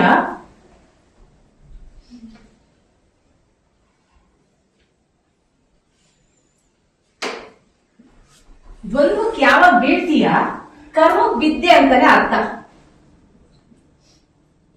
ನೀನ್ ಏಕತ್ವಕ್ಕೆ ಯಾವಾಗ ಬಂದೆ, ಮಾಡಿದ ಅಡಿಗೆನ ಸುಮ್ಮನೆ ಬಾಯಿ ಮುಚ್ಕೊಂಡು ಉಂಡೆ, ಅರ್ಥ ಆಯ್ತಲ್ಲ. ಈಗ ನಾನೇನ್ ಪಾಠ ಮಾಡಿದೆ ನಿನಗೆ ಗೊತ್ತಿರ್ಲಿ ಆ ಪಾಠ ಗೊತ್ತಿರ್ಲಿ, ಆದ್ರೆ ಇನ್ನೂ 4 ಜನ ಗೊತ್ತಿಲ್ಲ ಅಲ್ವಾ, ಸುಮ್ಮನೆ ಕುಂತೆ ತಗೊಂಡು ಹೋದೆ, ಅದು ಏಕತ್ವ ಒಂದೇ. ಅದನ್ನೇ ಶಂಕರಾಚಾರ್ಯರು ಹೇಳಿದ್ದು, ದ್ವೈತ ಇಲ್ಲ. ದ್ವೈತ ಅಂದ್ರೆ ದ್ವೈ ಅಂದ್ರೆ ಎರಡು ಇಲ್ಲ, ಒಂದೇ. ಅದನ್ನೇ ಹೇಳಿದ್ದು ನಿರ್ವಾಣ ಸ್ಥಿತಿ, ಮರ್ಜ್. ಈ ಮಹಾಶೂನ್ಯ ಅಂತ ಹೇಳಿದ್ನಲ್ವಾ, ಶೂನ್ಯ ಅಂದ್ರೆ ನಾವು ತಾಟ್ಲೆ ಸ್ಟೇಜ್ ಹೋಗೋದು ಅಲ್ಲ, ಆ ಮಹಾಶೂನ್ಯ, ಆ ಕಪ್ಪು ರಂಧ್ರ ಅಂತ ಕರಿತೀವಿ, ಕಪ್ಪು ಶಕ್ತಿ ಅಂತ ಕರಿತೀವಿ ಅದನ್ನ, ಆ ಹೋಲ್, ಬ್ಲಾಕ್ ಹೋಲ್ ಅಂತ ಕರಿತೀವಲ್ಲ, ಕೇಳಿದಿರಲ್ವ ಬ್ಲಾಕ್ ಹೋಲ್ ಅಂತ. ಎಲ್ಲ ಮುಗಿದೋಗಿರುತ್ತೆ, ಮತ್ತೆ ಎಲ್ಲ ಸೃಷ್ಟಿ ಆಗುತ್ತೆ ಅಲ್ಲಿಂದ. ಅದೇ ಏಕತ್ವ, ಅದೇ ಪ್ರಜ್ಞೆ. ಆ ಕಪ್ಪು ಹೋಲ್ ಅಂತ ನಾವೇನ್ ಕರಿತೀವಲ್ಲ ಬ್ಲಾಕ್ ಹೋಲ್ ಅಂತ, ಅದೇ ಪ್ರಜ್ಞೆ. ಪ್ರಜ್ಞೆ ಹೆಂಗಿರುತ್ತೆ? ಸೈಲೆಂಟ್ ಆಗಿರುತ್ತೆ. ಅರ್ಥ ಆಯ್ತಲ್ಲ? ಹೇಗಿರುತ್ತೆ ಪ್ರಜ್ಞೆ? ಸೈಲೆಂಟ್ ಆಗಿರುತ್ತೆ. ನೀನ್ ಏನ್ ಕೊಡ್ತೀಯ ಅದನ್ನ ಸುಮ್ಮನಿರುತ್ತೆ. ಅವ್ನ ಹಂಗ್ ಮಾಡ್ದ ಅನ್ನೋದಿಲ್ಲ. ಅವನೇನಕ್ ಮಾಡ್ದ? ಸುಮ್ನೆ ಯಾರೋ ಬಂದು ನಿನ್ ಕೆನೆ ಕೊಡಕ್ ಸಾಧ್ಯ ಇಲ್ಲ ಅಲ್ವಾ? ನಿನಗೇನೋ ಮಾಡಿದಾನೆ ಅಂತಂದ್ರೆ ಸುಮ್ನೆ ಅದೇನ್ ಕೊಡಕ್ ಸಾಧ್ಯ? ಅವನೇನೋ ಮಾಡಿದಾನೆ ನಿನಗೆ ಅಂತಂದಾಗ ಸುಮ್ನೆ ಒಪ್ಕೊಳಕ್ ನೀನು, ಯಾಕಂದ್ರೆ ನಿನ್ ಕರ್ಮ ಆಯ್ತಲ್ಲಿ, ಅದಕ್ಕೆ ಅದ್ ಬಂದಿರೋದು. ನೀನ್ ಯಾವಾಗ ಒಪ್ಕೊಂಡು ಸೈಲೆಂಟ್ ಆಗ್ಬಿಟ್ಟೆ, ಕರ್ಮದಿಂದ ಇಳಿದೆ. ಈಗ 100 ಅನ್ನೋ ಕರ್ಮ ಇರುತ್ತೆ ನಿನಗೆ.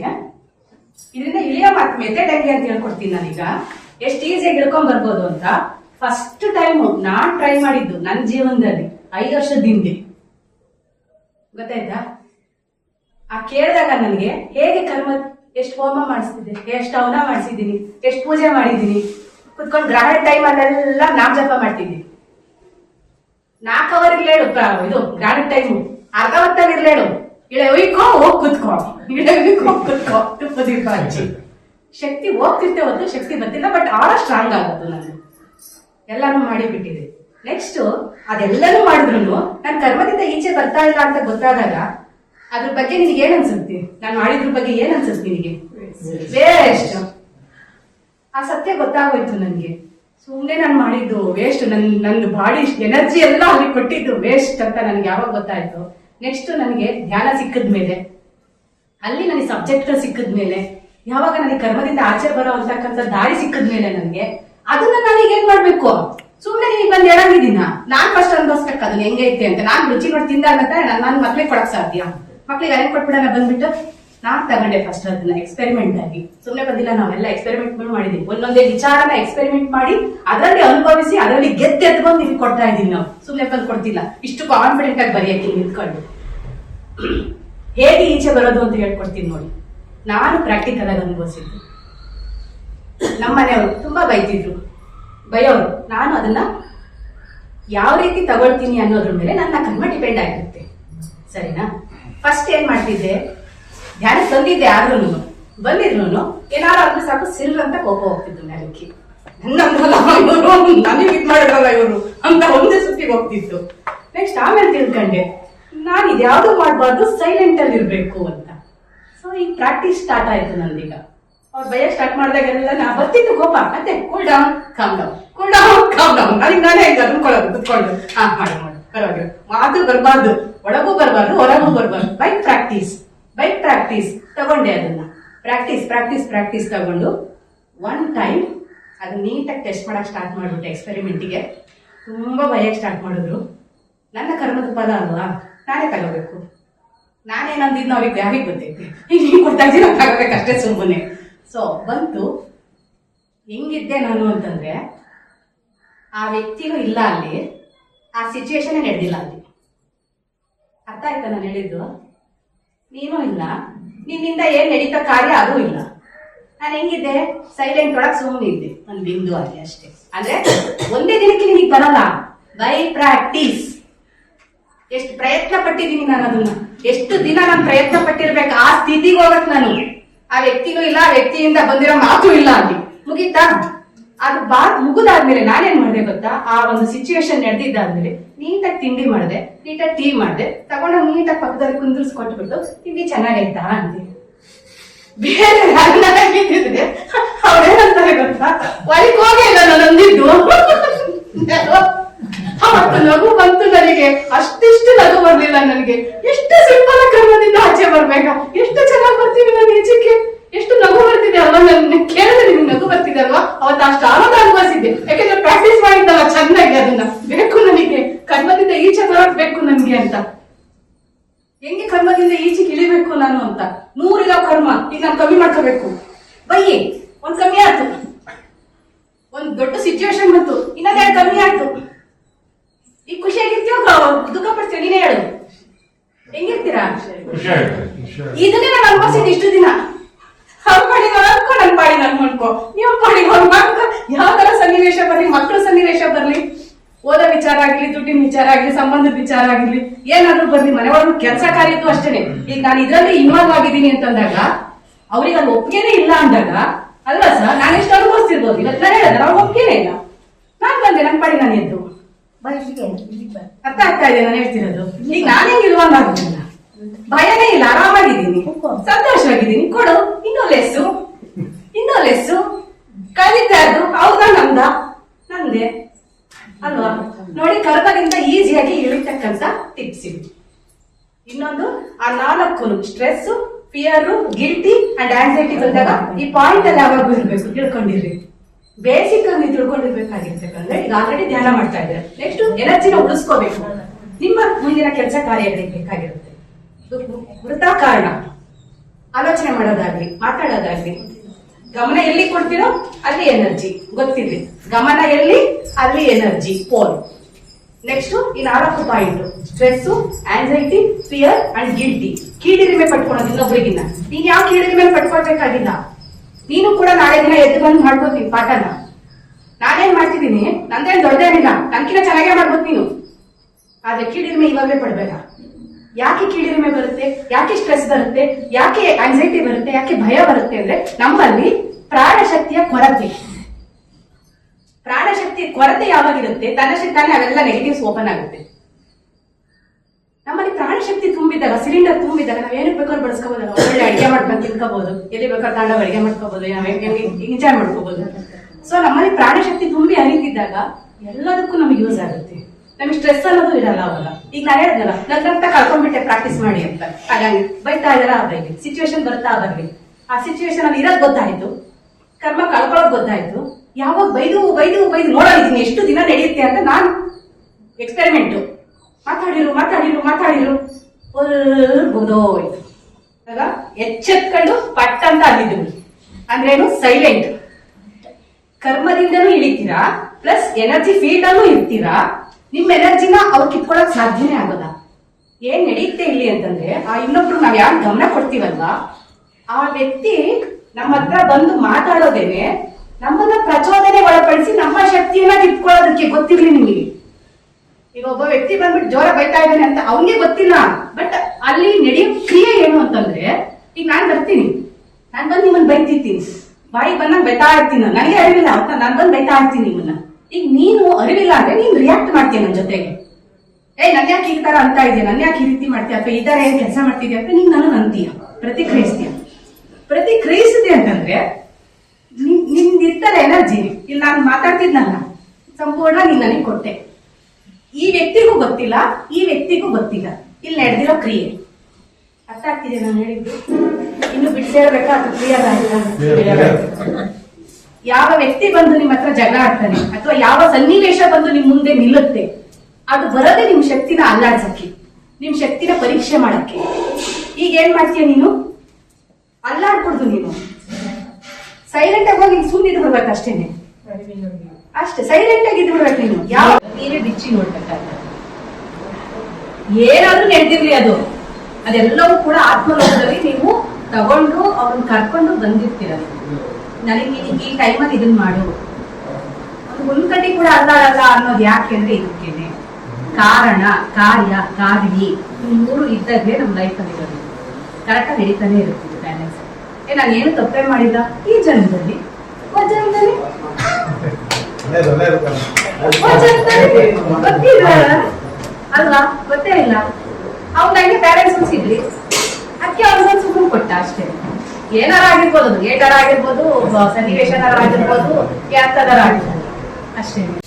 ಶಕ್ತಿ ನಾವೇನ್ ವಿಶ್ವಶಕ್ತಿ ಅಂತ ಕರಿತೀವಿ ಅಥವಾ ನಮ್ಮ ಶಕ್ತಿ ಅಂತ ನಾವೇನ್ ಕರಿತೀವಿ, ಎಲ್ಲಿರುತ್ತೆ, ಹೇಗಿರುತ್ತೆ ಗೊತ್ತಿಲ್ಲ ಅಲ್ವಾ ನಮಗೆ. ಅದೇನು ಆ ಶಕ್ತಿ ಅಂದ್ರೆ ಏನು ನಮಗೆ ಗೊತ್ತಿಲ್ಲ. ಒಟ್ಟಾರೆ ಆ ಶಕ್ತಿ ಅನ್ನೋದು ಬರ್ತಾ ಇದೆ, ಎಲ್ಲ ಇದೆ, ನಮಗೆ ಸಿಗ್ತಾ ಇದೆ ಅಷ್ಟೇ ನಮಗೆ ಗೊತ್ತು ಅಲ್ವಾ.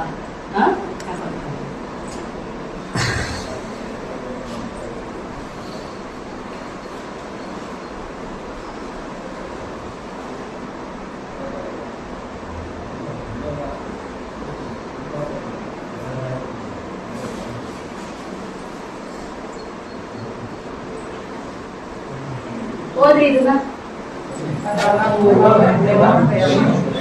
ಇನ್ನೊಂದ್ಸತಿ ಓದ್ರಿ.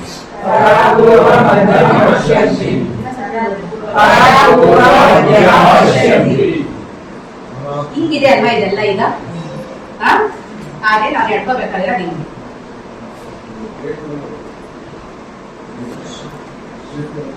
ಏನು ಅಂತಂದ್ರೆ ಪಶ್ಯಂತಿ ಅಂತ ಅರ್ಥ ಏನು ಅಂತಂದ್ರೆ, ಈಗ ನಾನೊಂದು ಮಾತಾಡ್ತಾ ಇದ್ದೀನಿ ಅಂದ್ರೆ ನಾನು ಇಷ್ಟ ತಕ್ಕ ಹೇಳ್ತಾನ ಗಮನವಿಟ್ಟು ಅರಿವಿನಿಂದ ಮಾಡೋ ಕೆಲಸ ನೀನು ಅಂತ ಹೇಳುತ್ತಲ್ಲ, ಅದೇ ಇದು ಸೂತ್ರ. ಇದು ನಾನು ಏನಕ್ಕೆ ಮಾತಾಡ್ತಾ ಇದ್ದೀನಿ, ನನ್ನ ಮಾತು ಎಲ್ಲಿತ್ತದು, ನನ್ನ ನಾಲ್ಗೆಲಿತ್ತಲ್ವಾ ಅದು ಫಸ್ಟ್ ಬಂತು ಮಾತು. ಈ ಮಾತು ಇಲ್ಲಿತ್ತು, ನಾಲ್ಗೆಲಿತ್ತು. ನಾಲ್ಗೆಲ್ಲ ತಾನೇ ಈಚೆಗೆ ಬಂದಿದ್ದೀನಿ ಕೇಳಿಸಿದ್ದು, ಇಲ್ಲಾಂದ್ರೆ ಹಾಗೆ ಮೌನದಲ್ಲಿ ಹಾಗೆ ಒಳಗೊಟ್ಟು ಹೋಗ್ತಿರೋದು. ನಾಲ್ಗೆಲಿತ್ತು. ಇದು ಎಲ್ಲಿತ್ತು, ಎಲ್ಲಿತ್ತು ನಮ್ಮ ಆಲೋಚನೆಗಿತ್ತು. ಆಲೋಚನೆ ಮಾಡಿದ್ರೆ ನೀನ್ ಬೇಗ ಬಂದ್ ನೀನು ಸುಮ್ಮನೆ ಬೈಲ್ವಲ್ಲ, ಕಡೆಗೆ ಮಾಡ್ತೀನಿ ಅವನಿಗೆ ತಂದ್ಬಿಟ್ಟು ಬಂದೆ ತಾನೇ ಹೇಳಿದ್ದೀನಿ. ಅದು ಆಲೋಚನೆ ಇರ್ತಾನೆ.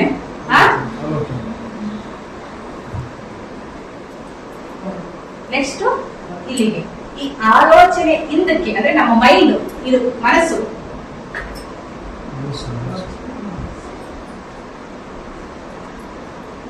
ಈ ಮೈಂಡ್ ಏನಿರುತ್ತೆ ಅದನ್ನ ಪೂರ್ವ ಅಂತ ನಾವು ಕರಿತೀವಿ.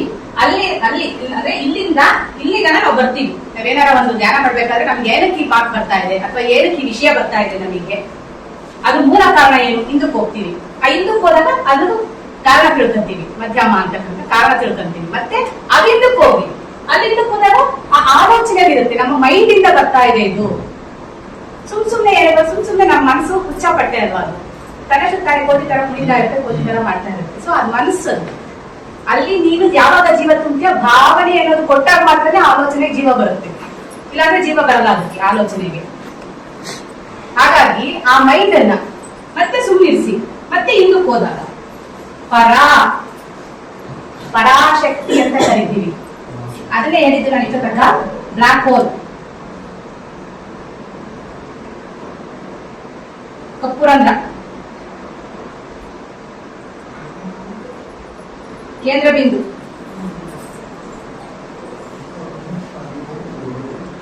ಪರಮ ಮೌನ,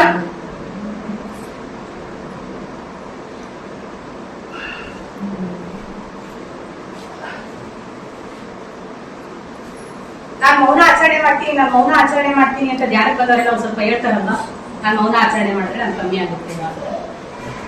ನಿಜವಾದ ಮೌನ ಯಾವುದು ಅಂತಂದ್ರೆ ಈ ಅರಿವಿಂದ ಜೀವಿಸೋದು. ನಾನು ಯಾಕೆ ಆಲೋಚನೆ ಮಾಡ್ತಾ ಇದ್ದೀನಿ, ಆ ಆಲೋಚನೆ ಎಲ್ಲಿತ್ತು, ನನ್ನ ಮೈಂಡ್ ಅಲ್ಲಿ ಇತ್ತು, ಅದಕ್ಕೆ ಯಾಕೆ ನಾನು ಭಾವನೆಗಳು ಕೊಡ್ತೀನಿ, ಬೇಡ. ಅದರಿಂದ ಹಿಂದೂ ಹೋಗೋಣ. ಆ ಶಕ್ತಿನಲ್ಲಿ ಅಂದ್ರೆ ಆ ಮೌನದಲ್ಲಿ ನಾನು ಸುಮ್ಮನೆ ಹೋಗಿ ಸ್ಟಿಲ್ ನಾನು ಹೇಳೋದಲ್ಲ, ಇಲ್ಲಿ ಹೋಗಿ ಸುಮ್ಮನೆ ಇದ್ದು ಬಿಡಿ. ಆ ಸಿಚುವೇಶನ್ ಬಂದಾಗ, ಆ ಒಂದು ಕೆಲಸ ನಡೆದಾಗ, ಆ ಒಂದು ಕ್ರಿಯೆ ನಡೆದಾಗ ನಿಮ್ ಜೀವನದಲ್ಲಿ ಸುಮ್ಮನೆ ಸೈಲೆಂಟ್ ಆಗ್ಬಿಡೋದು. ಅಲ್ಲೇನಿರಲ್ಲ ಇನ್ನ ಆ ಒಂದು ಪರದಲ್ಲಿ, ಆ ಒಂದು ಪರಾಶಕ್ತಿ, ಆದಿ ಪರಾಶಕ್ತಿ ಅಂತ ನಾವೇನ್ ಕರಿತೀವಿ, ಆವಾಗ ನಮಗೆ ಆ ಶಕ್ತಿ ಅಂತಕ್ಕಂಥದ್ದು, ಆ ಪರಾಶಕ್ತಿ, ಆ ಆದಿಶಕ್ತಿ ಏನಿರುತ್ತೆ ಪರಾಶಕ್ತಿ, ಆ ಶಕ್ತಿ ನಮ್ಮಲ್ಲಿ ಜ್ವಲಿಸಕ್ ಸ್ಟಾರ್ಟ್ ಆದಾಗ ನಾವು ಅದನ್ನ ಎದುರಿಸ್ತೀವಿ ಅಂತ ಅರ್ಥ ಆಯ್ತಾ ನಾನು ಹೇಳಿದ್ದು. ಪರಾಶಕ್ತಿ ಅಂತಂದ್ರೆ, ಪರ ಅಂತಂದ್ರೆ ಆ ಆದಿ ಪರಾಶಕ್ತಿ ಅದೇ ಅಲ್ವಾ ಮೂಲ, ಎಲ್ಲದನ್ನು ಸೃಷ್ಟಿ ಮಾಡಿದವಳು ತಾನೆ. ಆ ಎನರ್ಜಿಗೆ ನಾವು ಹೋಗ್ಬೇಕು ಅಂತಂದ್ರೆ ಇದೆಲ್ಲದನ್ನು ನಾನು ಸೈಲೆಂಟ್ ಮಾಡ್ಕೊಳ್ಬೇಕು.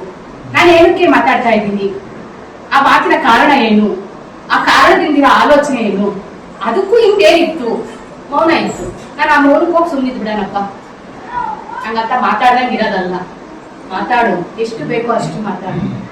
ನೀನ್ ಎನರ್ಜಿನ ನೀನ್ ಉಳಿಸ್ಕೊತೀಯ. ಆ ಆದಿ ಪರಾಶಕ್ತಿ ಅಂದ್ರೆ ಸೃಷ್ಟಿ ಮಾಡ್ತಕ್ಕಂಥ ಚೈತನ್ಯ ಶಕ್ತಿ ಏನಿರುತ್ತೆ, ನಿನಗೂ ಕೂಡ ಎದುರಿಸ್ತಕ್ಕಂಥ ಶಕ್ತಿ ನಿನ್ನಲ್ಲಿ ಬರುತ್ತೆ ಅನ್ನೋದಕ್ಕೆ ನೀನ್ ಮೌನ ಮಾಡು ಅಂತ ಹೇಳ್ತಾರೆ. ನಾನು ಯಾವ ಮೌನನೂ ಮಾಡಿಲ್ಲ, ನಾನು ಯಾವ ಮೌನನೂ ಮಾಡಲ್ಲ. ಎಷ್ಟು ಮಾತಾಡ್ಬೇಕು ಅಷ್ಟು ಕ್ಲಾಸ್ ಕೊಡ್ತೀನಿ. ಇನ್ನು ಆಮೇಲೆ ಸೈಲೆಂಟ್ ಆಗಿ ಇದ್ದೇ ಇರ್ತೀನಿ. ಅರ್ಥ ಆಯ್ತಲ್ವಾ? ನಾನು ಎಲ್ಲಿ ಏನು ಎಷ್ಟು ಮಾತಾಡ್ಬೇಕು ಅರ್ಥ ಆದಾಗ ಅಷ್ಟು ನಾನು ಮಾತಾಡ್ತೀನಿ. ಮೌನ ಅಂದ್ರೆ ಸುಮ್ಮನೆ ನಾನು 41 ದಿನ ನಾನು ಮೌನ ಮಾಡ್ತೀನಿ, 2 ತಿಂಗಳು ನಾನು ಮೌನ ಮಾಡ್ತೀನಿ, ಈ ವರ್ಷಕ್ಕೆ ತಕ್ಕಂಗೆ ಇದ್ದಂಗೆ ಏನ್ ಬಂತು ಪ್ರಯೋಜನ? ಮತ್ತೆ ತಪ್ಪಿಸ್ಕೊಂಡಾಗ ನೀನು ತಪ್ಪಿಸ್ಕೊಂಡಾಗೆ ಆ ಒಂದು ಏನ್ ಕ್ರಿಯೆ ನಡೆಯುತ್ತಲ್ಲ, ಆ ಕ್ರಿಯೆಯಿಂದ ನೀನ್ ತಪ್ಪಿಸ್ಕೊಂಡಾಗೆ ಮತ್ತೆ ಆ ಕ್ರಿಯೆನ ಅನುಭವಿಸಕ್ ಮತ್ತೆ ನೀನ್ ಬರ್ಬೇಕು. ಅದ್ರ ಬದಲು ನೀನ್ ಸೈಲೆಂಟ್ ಆಗಷ್ಟೇ. ನೀನ್ ಸೈಲೆಂಟ್ ಆಗಿ ಸಾಕು, ತನ್ನಷ್ಟಕ್ಕೆ ತಾನೇ ಬಗೆಹರಿಯುತ್ತೆ. ಆ ಸನ್ನಿವೇಶಗಳನ್ನು ಎದುರಿಸ್ತಾ ಇರ್ತೀಯ, ತನ್ನಷ್ಟಕ್ಕೆ ತಾನೇ ಕರ್ಮದಿಂದನೂ ಇಳಿತಾ ಇರ್ತೀಯ. ಆ ಶಕ್ತಿ ಕೇಂದ್ರದಲ್ಲೇ ಇರ್ತೀಯ, ಅದನ್ನೇ ಕೇಂದ್ರ ಬಿಂದು. ಆ ಸೆಂಟರ್ ಪಾಯಿಂಟ್ ಅಲ್ಲಿ ನೀನ್ ಯಾವಾಗ ಇರ್ತೀಯ, ನಿನ್ನಿಂದಲೇ ಆ ಎನರ್ಜಿ ಸ್ಪ್ರೆಡ್ ಆಗ್ತಾನೆ ಇರುತ್ತೆ. ನಿನ್ನೊಳಗೆ ಆ ಎನರ್ಜಿ ಇದ್ದಾಗ ನೀನ್ ಮತ್ತೆ ಎನರ್ಜಿನ ತಗೊಳ್ಳೋ ಅವಶ್ಯಕತೆ ಇಲ್ಲ. ಅದೇ ಆ ಪರ ಅಂತಕ್ಕಂಥದಕ್ಕೆ ಅರ್ಥ. ಪರಾಶಕ್ತಿ, ಆದಿ ಪರಾಶಕ್ತಿ ಅಂತ ಅದೇ ಅರ್ಥ. ಮಾಡ್ಕೊಂಡಿದ್ರೆ ಮಾಡ್ಕೊಂಡು ಹೀಗೆ ಇವತ್ತಿನ ಒಂದು ಸ್ಪಿರಿಚುವಲ್ ಸೈನ್ಸ್ ಕ್ಲಾಸ್ ಏನಿತ್ತು, ನನಗೆ ಗೊತ್ತಿದ್ದ ನನ್ನ ಒಂದು ಎಕ್ಸ್ಪೆರಿಮೆಂಟ್ ಮಾಡಿ ನಾನು ಕಲ್ತ್ಕೊಂಡಿರಂತ ಈ ಒಂದು ಜ್ಞಾನವನ್ನ ತಾವೆಲ್ಲರಿಗೂ ಕೂಡ ನನಗೆ ಸ್ಯಾಟಿಸ್ಫ್ಯಾಕ್ಷನ್ ಆಗಂಗೆ ಕೊಟ್ಟಿದ್ದೀನಿ ಅಂತ ನಾನು ಅಂದ್ಕೊಂತೀನಿ. ಎಲ್ಲರಿಗೂ ಮತ್ತೆ ಈ ಅವಕಾಶ ಕೊಟ್ಟ ಆ ಸರ್ಗೂ, ಕೃಷ್ಣಪ್ಪ ಸರ್ಗೆ, ಈ ಪಿರಮಿಡ್ಗೆ, ಈ ಜ್ಞಾನಕ್ಕೆ, ಪತ್ರಿಜಿ ಗುರುಗಳಿಗೆ, ನನಗೆ, ನನ್ನ ಆತ್ಮನಿಗೆ ಎಲ್ಲರಿಗೂ ನಾನು ಧನ್ಯವಾದ ಹೇಳ್ತೀನಿ.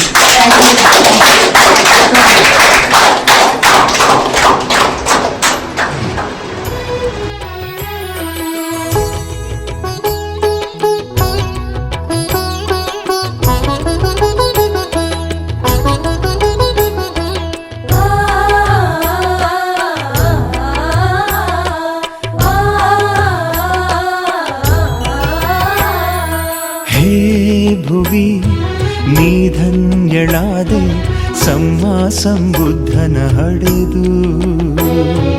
ಹೇ ಭುವಿ ನೀ ಪಾವನಳಾದೆ ಸಮ್ಮಾ ಸಂಬುದ್ಧನು ನಡೆದು. ಹೇ ಧರೆ ವಸುಂಧರೆ ನಿನ್ನ ಮೈತ್ರಿಗೆ ಸ್ಫೂರ್ತಿಯಾರೇ, ನಿನ್ನ ಕರುಣೆಗೆ ಸಾಟಿಯಾರೇ. ಹೇ ಭುವಿ ನೀ ಧನ್ಯಳಾದೆ ಸಮ್ಮಾ ಸಂಬುದ್ಧನ ಹಡೆದು. ಹೇ